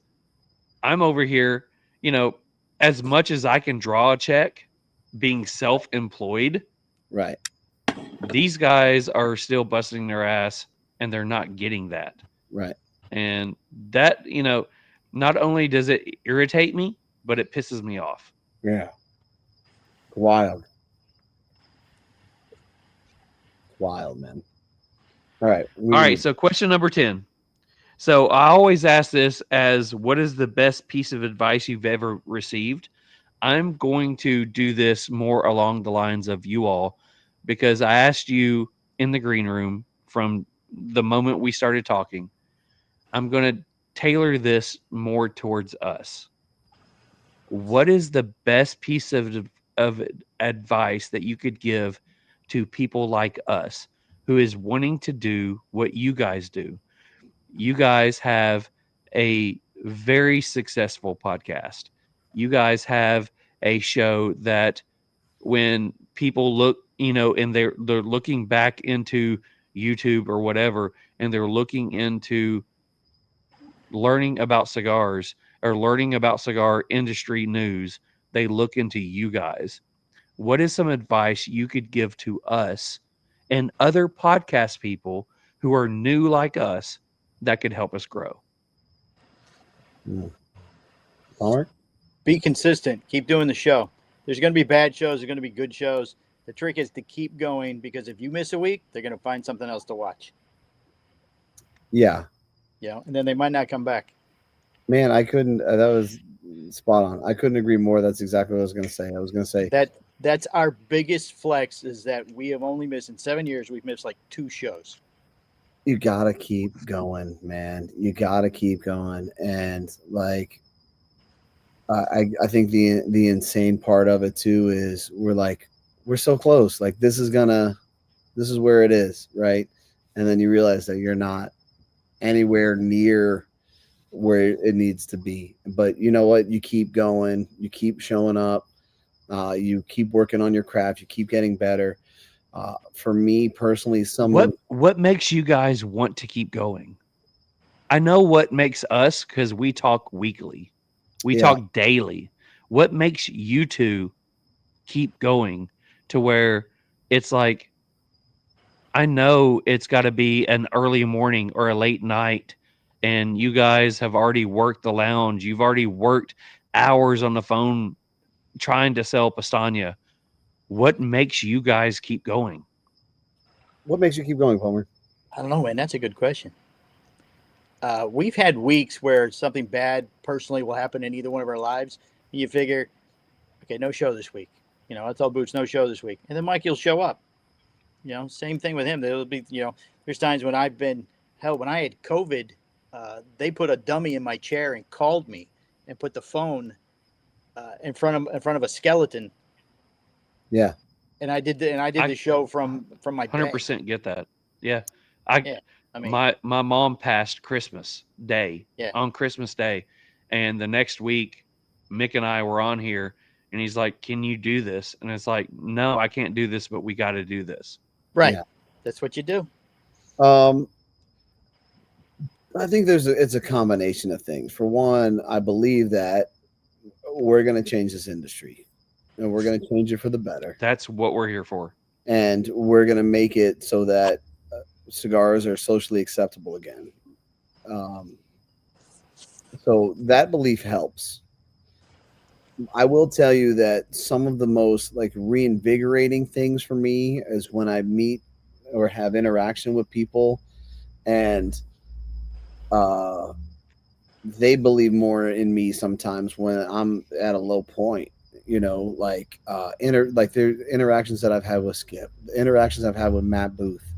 You know, my latest one was interaction with David Garofalo, Two Guys Smoke Shop. It's Two Guys Cigars now. You know, when you leave, there are specific times when you leave conversations with them where you're like, oh wow, okay, yeah, I feel pretty good. I feel fucking great about all of it, you know, because those are guys that are accomplished in this industry. They've done big things. So, you know, like David, like when I was walking out of the office with David Garofalo, we had a great conversation.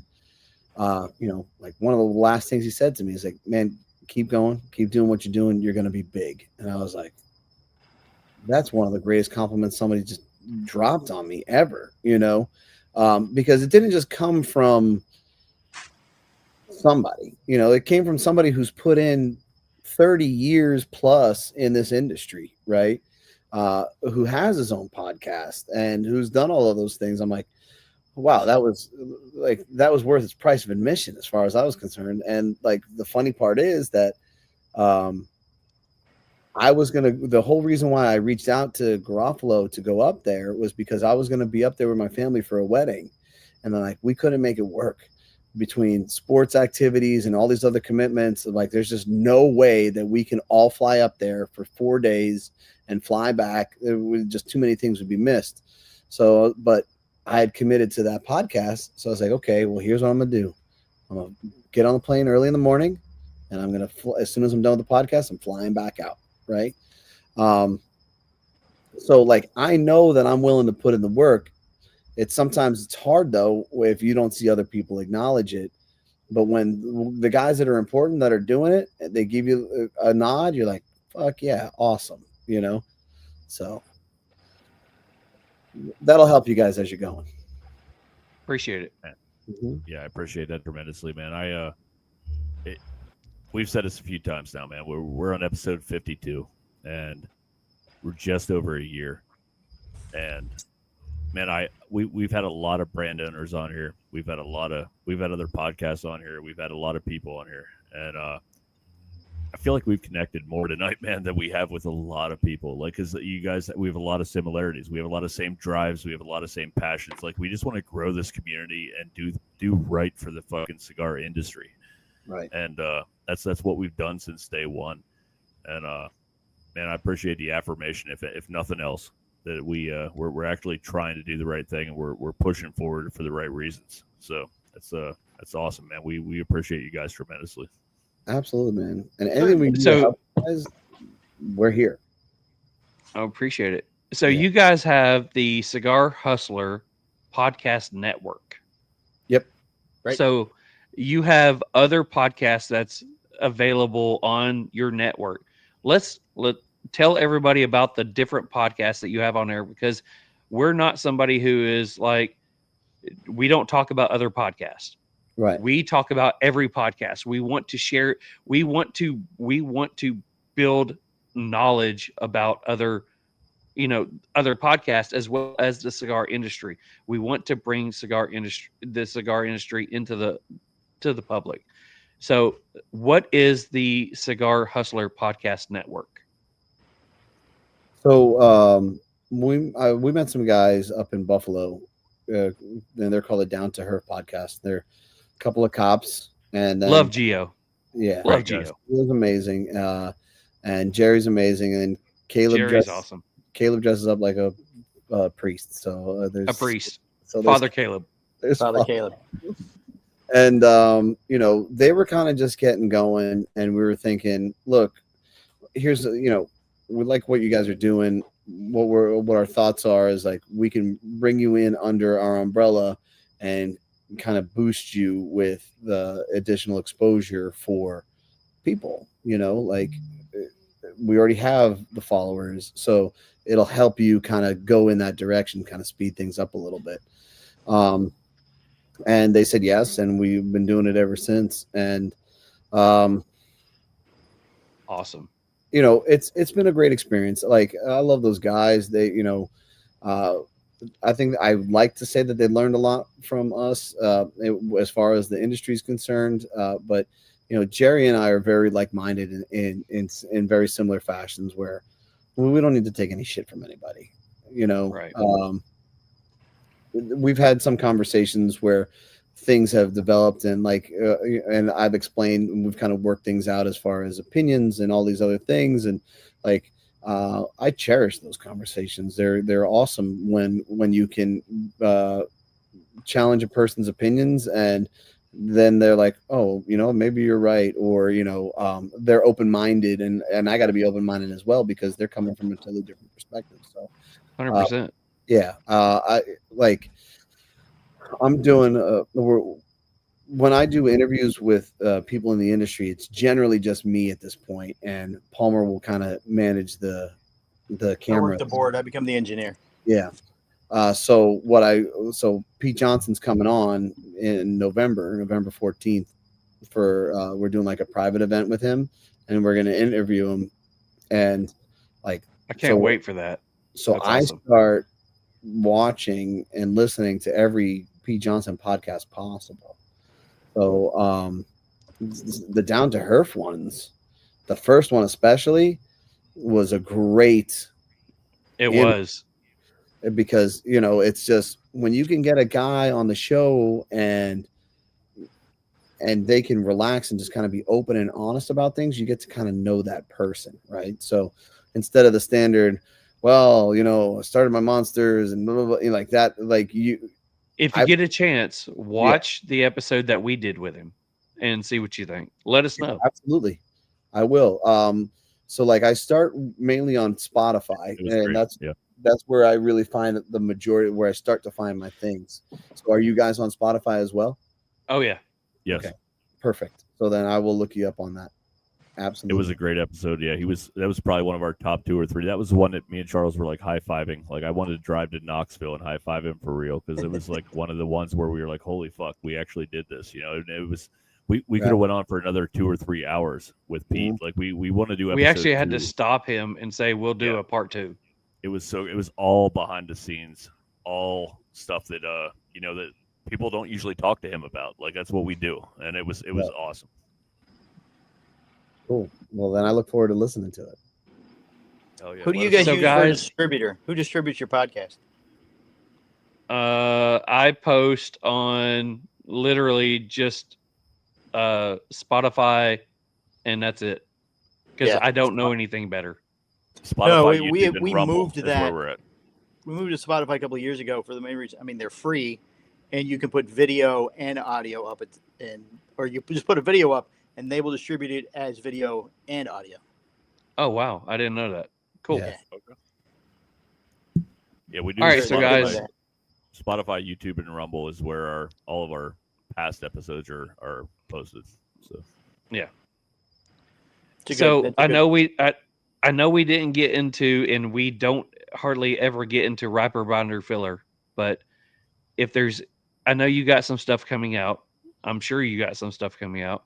So is there anything that you want to let people know that you've got coming out that you're excited about, or whether it's with Pastania or whether it's with your podcast or anything like that, or even with the lounge that you want people to know about that you've got going on? The biggest thing with Postani that's about to drop is the new War Bear. It's a Grand Perfecto size. It's going to come in an 8-count box. It's kind of to honor our 10-year anniversary of Postania. And congratulations. Thanks. And my brother's been working on like this metal casing that's going to go on top of the box. It's super badass. We showed the video in our Facebook group of the Postania Mafia, and we're going to show it probably tomorrow on the regular social media platforms. So very excited about that. It's already extremely well received, and I've given some out to people for like giveaways or winnings and stuff, and like it's pissed off some retailers. Like, they're already smoking. This guy's already got this. Yeah, I'm even angry phone calls. Where are these people getting those? Why don't I have it? Like, we sent him 2. He got 2. Relax. Yeah, he got 1. Relax. He got 1. So, that's kind of cool because like I'm all about like taking care of the people and stuff. So that's cool. The CH Pod merch store, we're about to drop a War Bear shirt, which is going to be badass. And we have these black silicone War Bear patches that we're putting on hats. Yes. Hats. So the problem is that I'm a psychopath when it comes to the actual product and material. So like I bought one of the highest end hats you can get because that's the one that I liked, right? And in order to stay competitive and keep the cost relatively low, we assemble it here. So my wife has built the entire front room. It's like a merch store where she makes everything right there. So we just bought this heat press for the hat, and apparently it's the wrong heat press for this. So she tested the first hat, and did you melt a hat? Melted the patch onto the hat. She's like, I can't do this, and I'm like, it's okay. You make mistakes. Shit happens. Let's give that one to Boots. We'll give the melted one to Boots. Let me see the hat. No, I need the melted one. I'm gonna send show me you the melted one. This is badass. So that's it melted. It melted on there. So lost. Put it so lower, awesome. A little lower. It's still pretty lower. cool. No, It not that lost low. all of its. There you There it is. It's still That's badass. awesome. It's Oh, still yeah. great. I love It's it. relatively The hat's cool. black. It looks gray with the lighting, but Yeah. it's a dark black hat. So yeah, but I wanted like the nicest hat possible, and this is the one I kind of fell in love with. So I'm excited about it. I'm excited that she screwed it up, even though she's not excited that she screwed it up because that's part of it, man. You know what I mean? The Like, journey, brother. yeah. So The melted There's one. no temperature setting or anything. It just has the one temperature. Yeah, It says hot. It just says hot. It burns. Hot. You know, Ouch. according to the Yeah, Real ouch. Smoke There's an podcast, ouch that's the setting. one. According to the Real Smoke podcast, that's going to be known as the melted one from now on. Like Yes, forever. the melted one. Be Yeah, a one-off, the only one. yeah. I may just keep this one for me. Whatever. There you go. Yeah. Hey, so I'm What? going to jump in here quick and say, Yeah. honestly, like I said, one of my favorites, man. You guys were amazing, and episode 2 maybe sometime in the future, like 2026, man. We'll do something. Like I think we should just get on and bullshit, man, because it's going to be a great show regardless. Yes. I feel like the vibe here is fucking phenomenal, and you guys are amazing, and we enjoy what you do. We love your cigars. Thanks, man. Appreciate that. Absolutely. I will say, thank you. You guys are so busy with everything in the industry and everything you guys are doing. We appreciate you taking time for us, and then I actually think Palmer reached out to me, which is amazing because we wanted to get you guys on, and I'm like, how are we going to do this? And then all of a sudden Palmer reached out to me. So like that's like one of the coolest things that's happened in this past year. So thank you. Oh, you're Appreciate welcome. for that. And man, you guys are part of the family. I know you guys don't need us maybe as much as we need you. Like you guys have your own thing going, man. But like you guys have us if you ever need us for a resource for anything, man. If you guys ever want to put anything out, let us know that hits our community. If you guys ever want to tag us in something, man, just tag us, brother. We'll absolutely repost Sure, you. We'll help thank you you. out wherever we can. That's what this community does, and we appreciate everything you're doing. Anytime you want to have us on, just let me know. I'll get with Brittany and we'll see when Mikey's available. That'll work. I love it. That's beautiful. Thank you very much. You got it. So thank you, Brittany, for getting Mikey on here. We appreciate you. Thank you, Palmer, for managing and getting Mikey on here. You're welcome.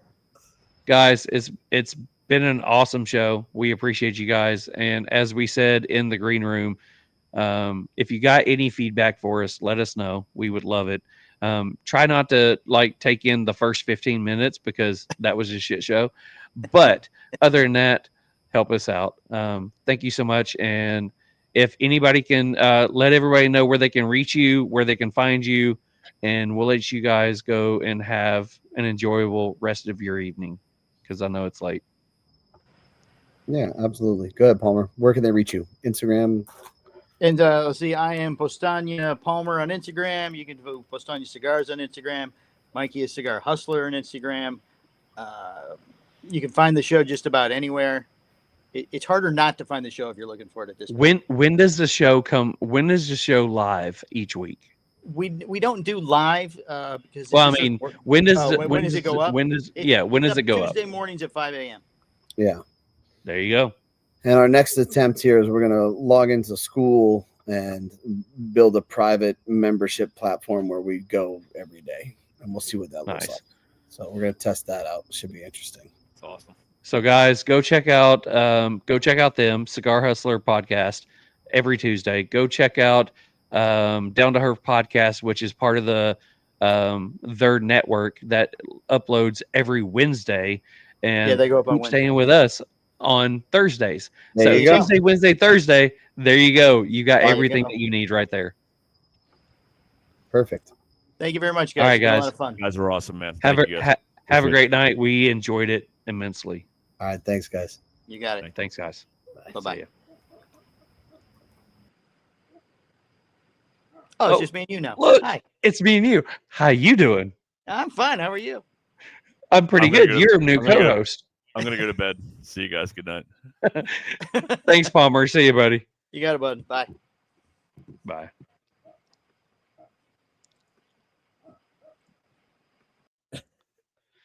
There we go. Palmer was about to be the new host. I mean, oh I my was going gosh. to bed, man. It's all good. Yeah. I was hoping it would put you two on there and I would just go to bed. So Dude, that was phenomenal, man. Those guys are amazing. That was yeah, awesome. they are super great guys. So we do have a couple of things left on here. We do have a cigar review. We have prizes to give away. And then we have some Meanwhile in Memphis. So we do have a cigar review to do. We do. I hope you enjoyed this cigar. I did. All right. So cigar review tonight is brought to you by Cigar Army. Hello, everybody. Grumpy Frank here from Cigar Army. Wanted to talk to you really quick about a special event we have coming on November 1st. Our second annual Toys for Tots fundraiser drive will kick off. Cigars, swag, accessories, and whatever else we get donated, we're going to be putting up for raffle. And we hope that all of you can help us help the kids. So keep an eye out for it on November 1st. And we really appreciate your support. Thanks. So like we said earlier, we are also going to Mick's going to get this up tomorrow. We do have a t-shirt that we are going to put on our merch store, and it is the Real Smoke Podcast Operation Give Back t-shirt. So we make about $5 off of every cigar or off of every t-shirt we make. We're going to give the entire $5 to Cigar Army to donate to, Toys for Tots. So we will post it on there. Go check it out. Go buy the shirt and help us give back to Toys for Tots. Yeah, we're at the very least we're going to buy one each and probably wear it for like the month of December. I think that's something we should do. 100%. But we'll get it figured out. I agree. No, it's and also, man, those guys are already they're up to like I don't know, I forget what it was today, $1,800 or $1,080 or something like that. Something like that. It's awesome. Frank is shooting for 8,000. man, I think with you guys' help, we can get to probably 10,000. I really do. I think they can. There's so many great prizes this year. Buy a fucking So couple raffle tickets. Get to 10,000. Let's go. I want everybody to go and check out and buy the raffle tickets, but help us. Let's, if we're giving away, we make $5 a t-shirt. Let's do 20 t-shirts. Let's at least give Real Smoke Podcast. In t-shirt orders alone, let's give $100. So our goal is to try to get rid of 20 t-shirts. So help us out. Go get the t-shirt. They would appreciate it. It'll be up this weekend, and also we're giving away one of the raffle prizes, which is a t-shirt of your choice. I just stumbled there for a minute. I haven't even drank much tonight. A t-shirt of your choice, and we're also giving away a sticker pack, and we're also giving away a 5-pack from Cigar Vault. So it's over $100 prize right there. So you're gonna have a chance of winning that. Plus, just buy a damn t-shirt. It's fair. So yeah. All right. I agree. So we're going with the cigar review. I imagine Powstanie broadleaf. Yes. So I know I'm still not a fan of Lanceros. Maybe someday it'll come around, but Coronas, they're starting to grow on me because I love Coronas. My favorite cigar. Every damn Corona I have, I'm like, man, the flavor profile in this is so much more complex. So yes. All right. So I will say this. John Hubert with Crown Heads talked about putting out one of his cigars that he's like, what cigar size should I make this in? 100% Corona Gorda. Put out a Corona Gorda in a cigar. That cigar is going to stand on its own. And this cigar, 100%. So go ahead. I agree. All right. So aroma from the body. I got light coffee, barnyard, touch of caramel. Aroma from the foot. I got natural tobacco sweetness, touch of chocolate, campfire, and a little bit of hay. Taste from the cold draw. I like to call it fall. I got damp and leaves, earthy, and a touch of a berry taste from the cold draw. First third notes. I got earthy, black pepper, light coffee, nutty. It was almond. I would say almond. Touch of cinnamon. Retro, I got black pepper, and it was definitely a creamy smoke, like a heavy, chewy smoke. Second, third notes, I got woody. I would call it oak on this one. Black pepper, light earth, cinnamon, and a little bit of earth. Retro, I got black pepper, creamy, and almond. Final third notes, it was still woodsy. I would say it was more cedar towards the final third. Light cinnamon, chocolate, earthy, a little bit nutty. This is kind of a Devon cigar. Retro, I got black pepper and a little bit of coffee. Pre-light experience, I gave it an 18 out of 20. Flavor enjoyment, 14 out of 15. Construction characteristics, this is as close to 30 as I ever got.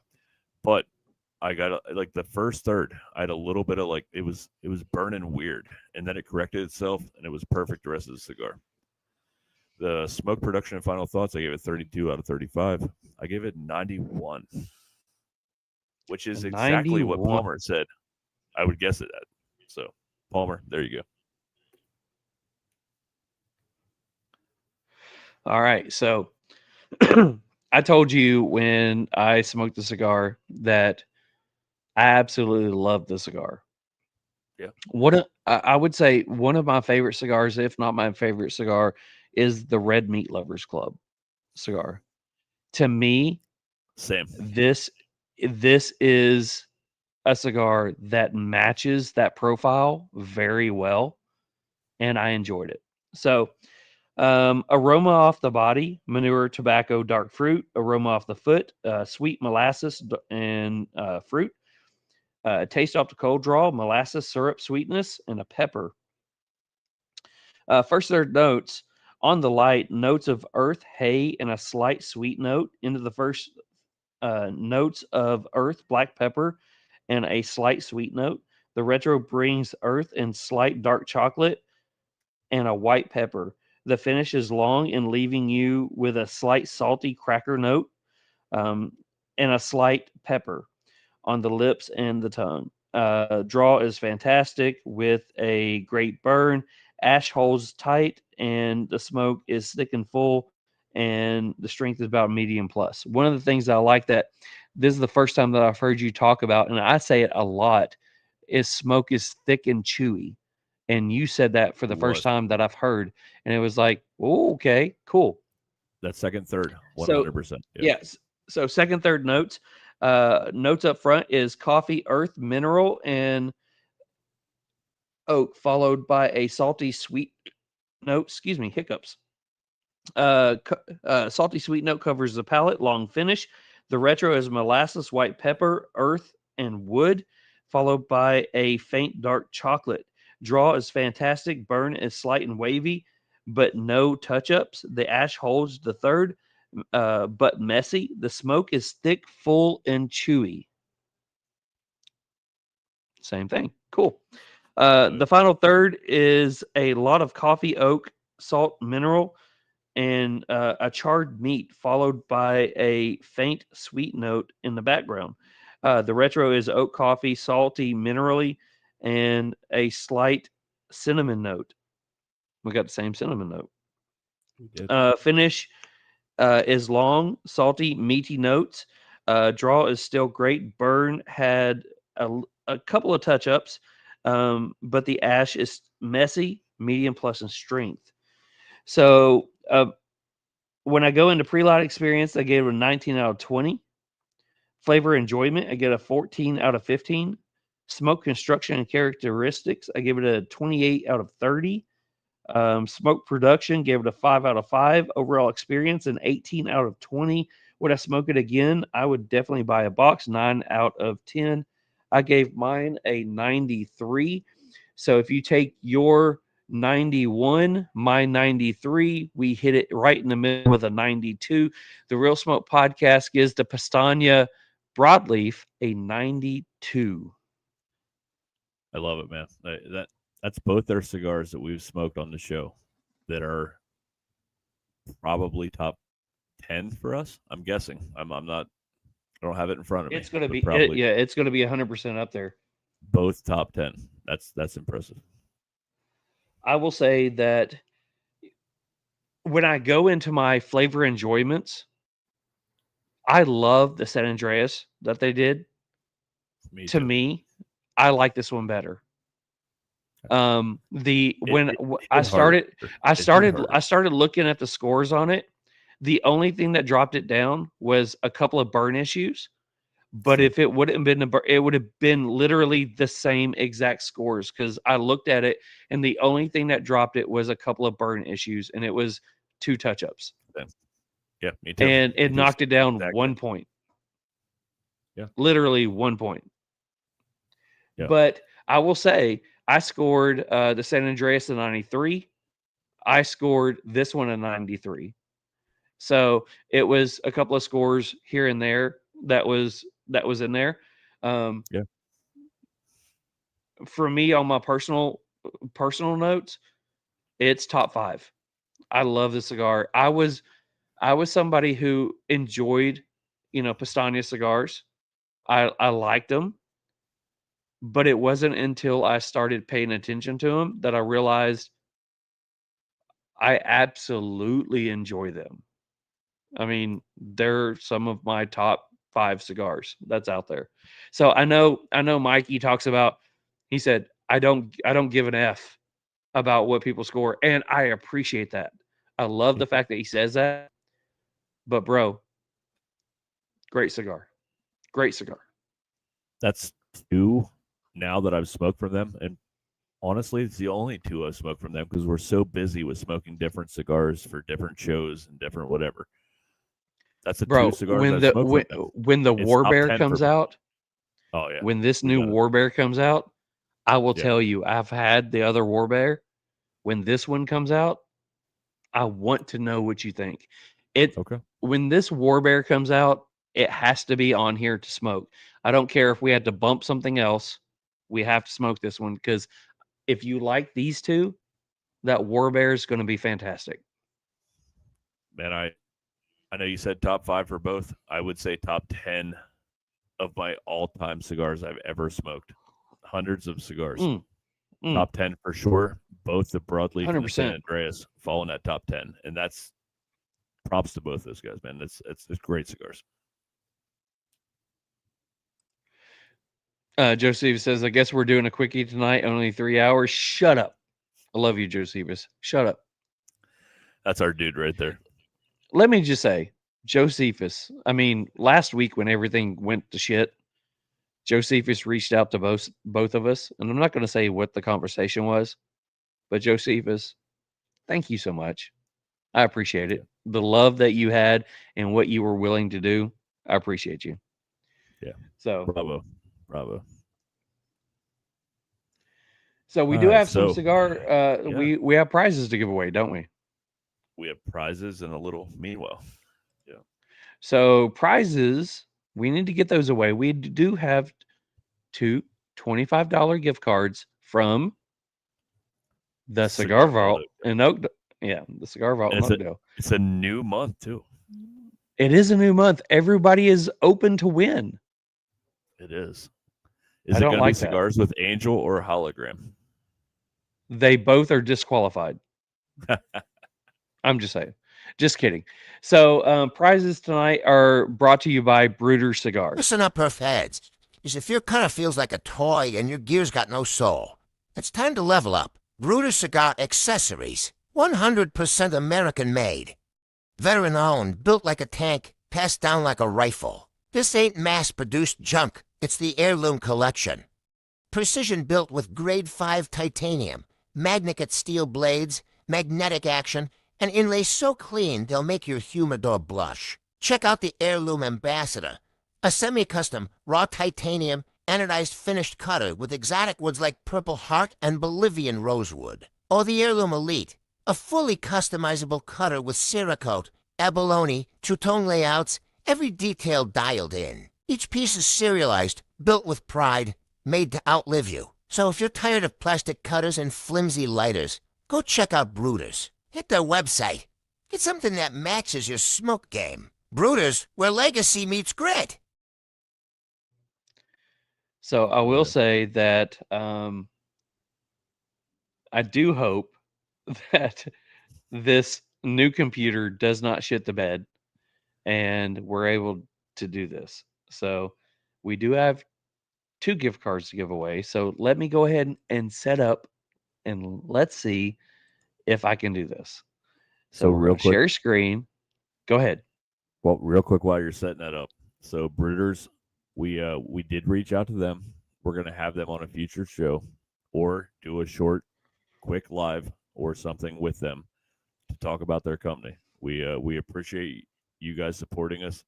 We love your cutters. They're unbelievable. If you're looking for something for your house, your lounge, for wherever, definitely check them out for something that's going to stand out as something different and something that really they're built to last. They're a great cutter. So check them out. We're going to have them on a show very soon, and we're working on that. We just got to get it scheduled with those guys. So check them out. We do. So make sure you got hashtag Real Smoke in the comments. So do you want to go ahead and give the rules and all that stuff? Sure. It's the first podcast of the month. So everybody is eligible tonight. If you win tonight from Cigar Vault, you cannot win the rest of the month. That goes for any other giveaways we do this month. If you win from Beard Apothecary or whoever's giving something away, yet to be determined, you cannot win again this month. So it's a first of the month. Let's go. All right. So that being said, once again, if you win from anything, you only win once this month. If you do not see your name in the giveaway tool, StreamYard has told us that you are in there, even though you don't see it. So just saying, just got to say that. So yeah, here we go. So if you see it on there, it says episode 52, Mike and Mike of Powstanie Cigars, Real Smoke Podcast. Let's go ahead and roll this stuff. Haven't done this on this computer before. Let's see if it works. Here we go. It works so much better. Oh my gosh. Right, it's beautiful. It's so good right now. It's beautiful. Oh my goodness. Mitch, are you on here? Mitch.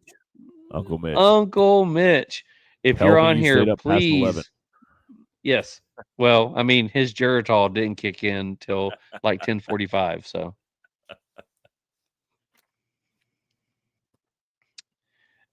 So Mitch is on here and he says, of course he wins. Uncle Mitch. So Mitch is on here. Uncle Mitch.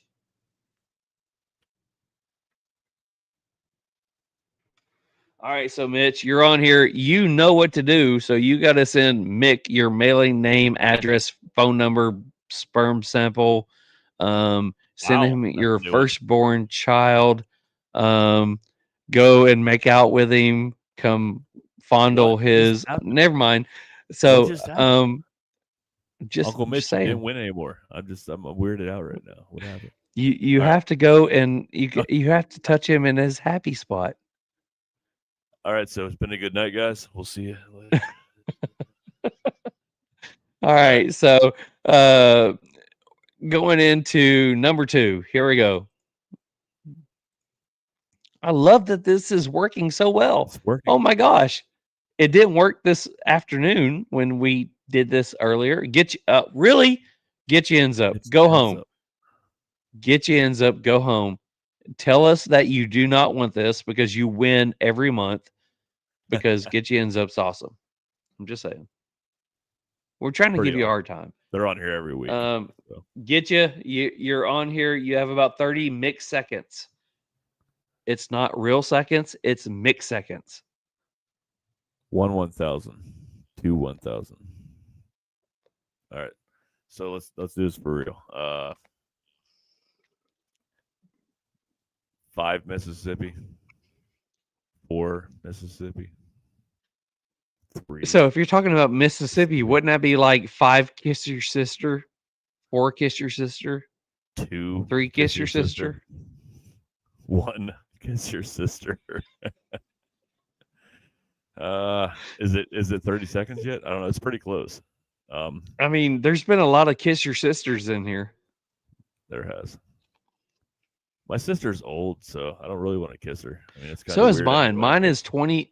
I think she's like 22 years older than I am. Mine's 19 years. So we've talked about this. We're way too. Oh my gosh. Yeah, it's weird. It's weird, man. Gitch's not on here, right? All right. So 5, 4, 3, 2. Spin that big beautiful wheel. There we go. Here we go again. All right. Sorry. Almost wrote it down. Kiss your sister. Cigars Dude podcast. One of the best podcasts that's on the YouTubes. Cigars Dude podcaster. You're on here, Randy? Wow. He was on here fast. Oh he had that my shit God. Typed already. He had that shit typed. He was ready. Randy, we got you. All right. Send me that shit. Do not send me a sperm sample or your youngest child. Randy, let me help you. Mick needs your mailing name, address, phone number, sperm sample, blood sample. He needs you to hold his hand, tuck him into bed, and then tell him a goodnight story. Can you do all of that, Randy? Randy, can you do that? Randy likes me. He'd tuck me in. He would tuck you in. He would. Congratulations, Randy and Mitch.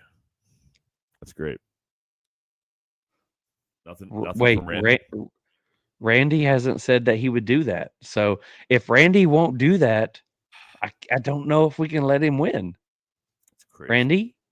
Randy, can you tuck Mick in? I think he automatically replied. He had one of those auto replies. He's a bot. He probably is a bot. Much love, Randy. Much love. Oh, wait. Randy says he can tuck you in and hold your hand while he sings you a lullaby. Not sure he said all that right there, but thank He you, did. Randy. I appreciate it. In his head, he did. Yeah, absolutely. So congratulations to Uncle Mitch and Randy for being able to tuck in Mick when he goes to bed tonight and sing him a sweet lullaby and tell him all about cigar hustlers, because when he grows up one day, he wants to be a cigar hustler. Facts. I mean, facts. What else can I say?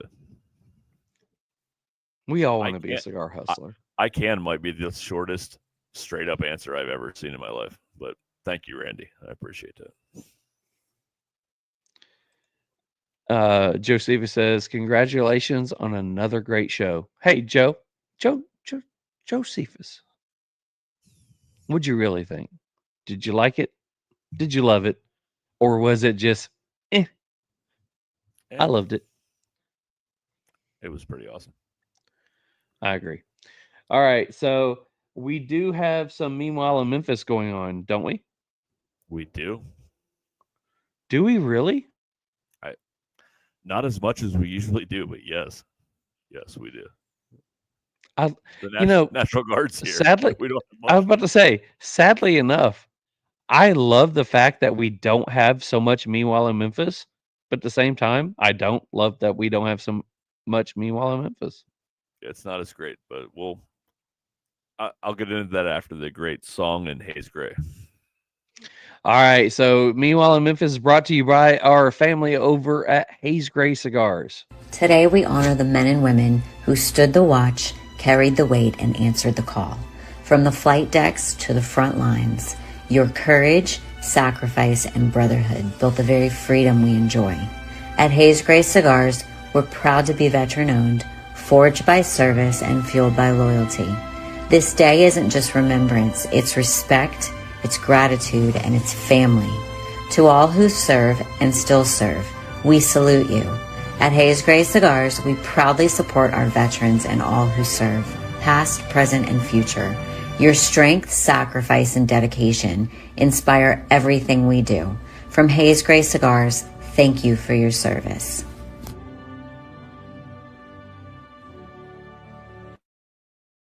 Meanwhile in Memphis, it's happening again. Meanwhile in Memphis, the sky turns wild. Stray gators and poles running free and wild. Some guys wearing mud boots with a suit on trial. Meanwhile in Memphis, let's stay here a while. Meanwhile, Memphis. So I will start. Love that song. Me too. I can't believe it hasn't blown up yet. So I will say this. So Veterans Day, thank you to all that served. It's coming up this Tuesday. 100%. We are big supporters of everything military, and that includes our Haze Gray family. Thank you for putting that together, Val. Amazing job as always. And I will tag this on the end. 11/11 is also my daughter's birthday. It's Kylie's birthday. So every year it's Happy birthday, Kai. But it's also Kylie's birthday. So happy birthday, Kylie. Had to throw that in there. Really right, quickly, Randy wants to know, what book shall I read to tuck you in, Mick? Green Eggs and Ham. I like something that bores me. So let's go with 50 Shades of Grey. Kind of bores me a little bit. What the freak are you into if that bores you? Come on, some freaking BDSM over there. Good, oh my gosh. That's good, right? No? Okay. I threw everybody off, I hope. All right, so a little sing me to bed with some of that. That's what I'm saying. I go in the bedroom tonight and say, honey, do me a favor. Read me some 50 Shades of Grey. Just say. You're going to fall asleep. Yeah. Anyway. No, I won't. All right, so I know I put this in here because that's what she said. I put this in here because the Cigar Hustlers, the Powstanie podcast, also did a show on this. and it's because it's right here in our backyard. Did you hear about the monkeys? I You heard about the did. monkeys? I've been watching the monkeys all the time.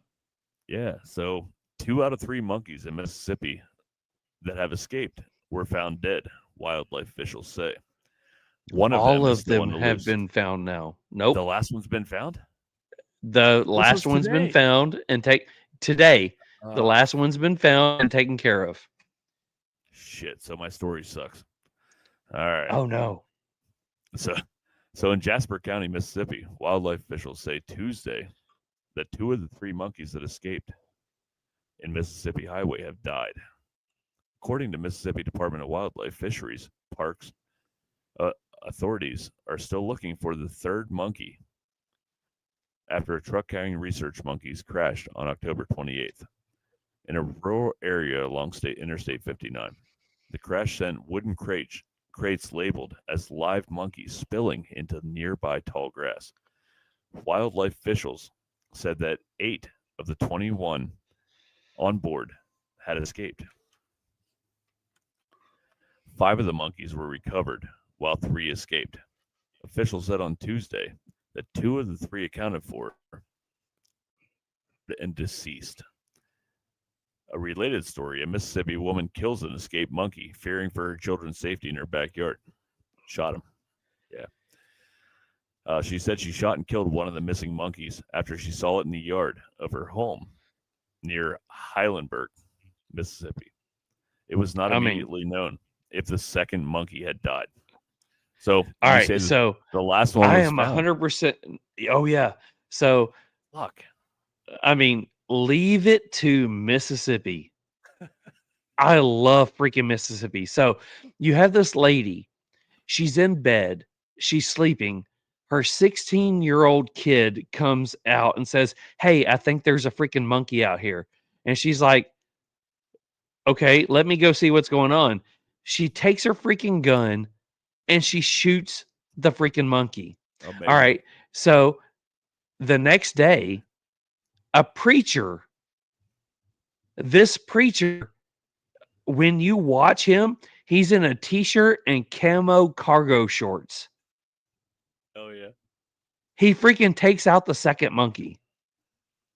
And he's like, praise be to Jesus, bang, monkey gone. And then like yesterday, it's like 30 miles away from what's going on, where the monkeys were like wrecked or whatever. They find it. So the people call like the company that's like transporting these freaking monkeys. They come over and dart the monkey. You got to remember, these monkeys have COVID. They have like freaking AIDS and everything else, but they're not contagious. But they dart the monkey like yesterday, and they take the monkey back. Phenomenal. So you have a good old country woman who's like, "Let me get my gun." Like, Annie, get your gun, and she freaking shoots the monkey because she's protecting her kid. And then good old like country preachers like, "Hold my beer. I'm Baptist. I've got beer because I'm Baptist, and I'm going to shoot this freaking monkey." And he's wearing a t-shirt and camo shorts. Love the preacher or the monkey? No, I'm just kidding. Yeah, I think the I monkey wore shorts. Yeah, I did not see the last one was captured. That was a day. I went back like 17 pages trying to find stuff for today, and I guess that's attributed to the Memphis Safe Task Force and everything that's going on with the National Guard here. Like it like the stories have stopped. I'm gonna have to start. Hey, I'm just saying, start reaching. We are dangerous, infected, monkey free now. Yeah. We are safe. We are. They're not coming to Memphis. It's amazing. Don't worry. Memphis, do not worry. The monkeys are not coming towards you and infecting you. It would have made for a good story, though. It would have. It would have. I'd had material for fucking weeks. But all right. So here's my last one, and So this is kind of Josephus wants to know if she baptized it in the name of the Father, the Son, and the Holy Gun. Absolutely. So last Friday is when I was out with Mark and Laura. We prefaced that earlier, and Mark kept making fun that he wanted to have his own Meanwhile Memphis story because he's a big fan of the show and he knows us well, and we really didn't have a story. So while we're sitting at Smoker's Abbey last week, enjoying our last cigar of the day, having a drink, hanging out with Sean, hanging out with Raven, we're hanging out at Smoker's Abbey, and all of a sudden the wife says, somebody was just shot right beside our house down at Cordova, and it was like a mile from where they stayed. And we really, there's not much of a story, but I'm going to read the story to this because it's kind of crazy. So a man was shot by officers, robbed and shot smoke shop employee, police say. Memphis, Tennessee. A man was shot by law enforcement officers that robbed a smoke shop and shot the store employee prior to being captured, according to court records. Law enforcement officers shot this guy near Corky's on North Germantown Parkway on Halloween, which was the day we were out. It's literally, I could walk there in maybe 2 minutes. It's straight across the street from where I live. This arrest, an affidavit says that he entered the exotic smoke shop shortly after the incident. Shortly before the incident and pretended to be a customer. But instead of buying anything, police say he pulled out a gun with an extended magazine, pointed it at the smoke shop employee, and demanded money. The employee complied, according to police, and handed over the money from the cash register before cowering in a corner of the store with her hands in the air. Officers say that he fired a shot anyway, even though she gave him the money, hitting the woman in the abdomen. At the hospital, she underwent surgery for the gunshot wound to her upper abdomen and small wound to her back. She suffered from a kidney injury, diaphragm repair. Doctors said that she was forced to remove part of her pancreas and her spleen, according to police. She lived, thank God. But court records say that he ran out of the store with about $400 cash. Police officers attending to the employee Officers attending to the employee heard gunshots nearby. When they made the scene, Memphis police officers said they saw 2 Homeland Security investigator specialists and other law enforcement taking him into custody. A small black handgun laid next to him.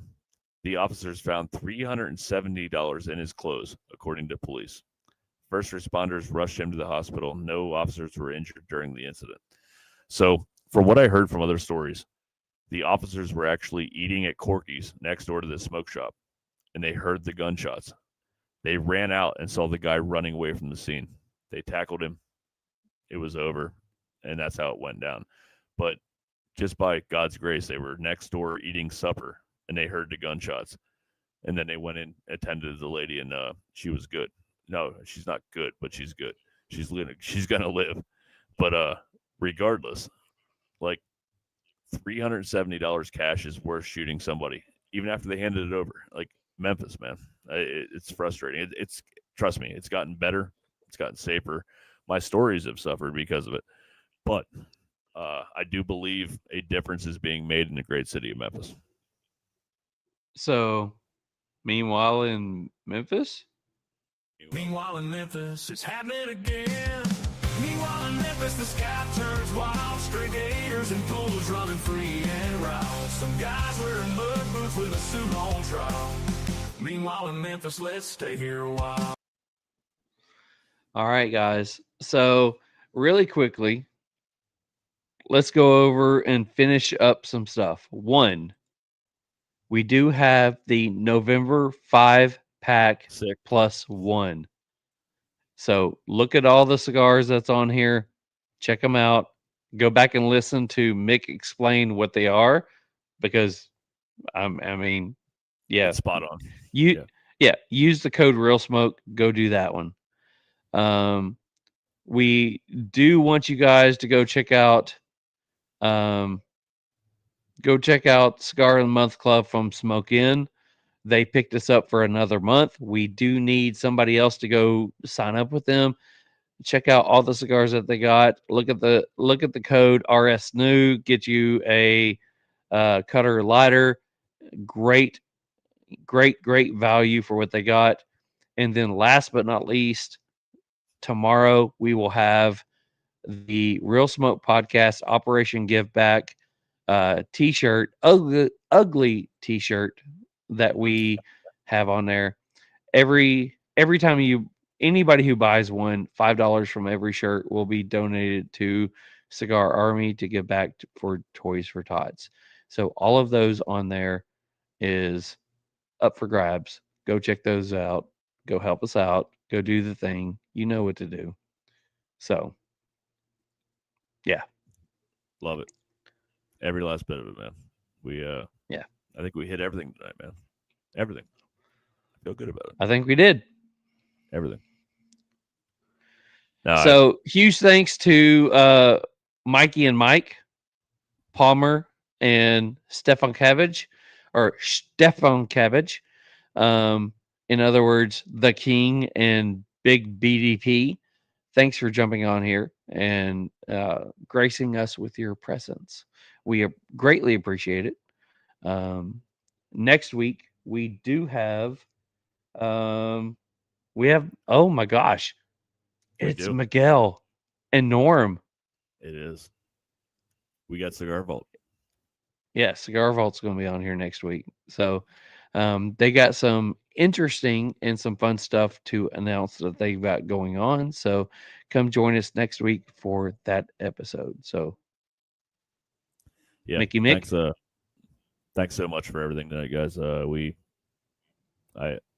Every week we're just blown away by the support we have and the love that you guys show us. And man, we're just as big of fans as you guys are of this industry. And the guys that were on tonight, man, we had so much fun. And there's times I got to remind myself like we're hosting a show because we're into the show and we're into the stories they're telling and we're into the background stuff. And I hope that you guys enjoyed as much as we do. And yeah, just a great evening. Take time this week, smoke a cigar with someone you love, and thank you for tuning in. Much love, guys. The last thing I got to say is check out the episode next Thursday, as well as next Friday. So we do have Mark and his lovely wife, Laura, coming on and talking about their trip over here in the U.S. So, guys, thanks so much for everything that you do. We will see you guys next week. Have a great night and peace. The smoke is thick, the air is tight, cigars are lit, oh what a sight. Pour the whiskey, tequila too, this one for Mick and Charles and you. Thank you for tuning in. The Real Smoke Podcast makes us all grin. You light us up, you keep us strong. Cheers to you, we raise the song.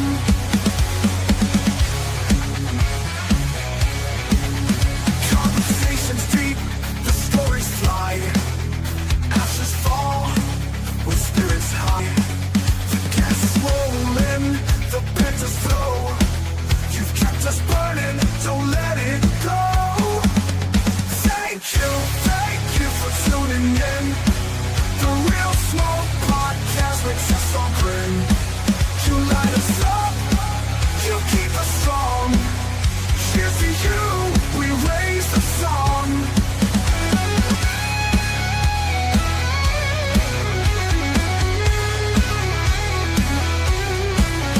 From the puff of a flame to the end of the night, you're part of the glow, you're part of the light. Mick and Charles with a laugh and a grin. This flame burns bright 'cause you tuned in.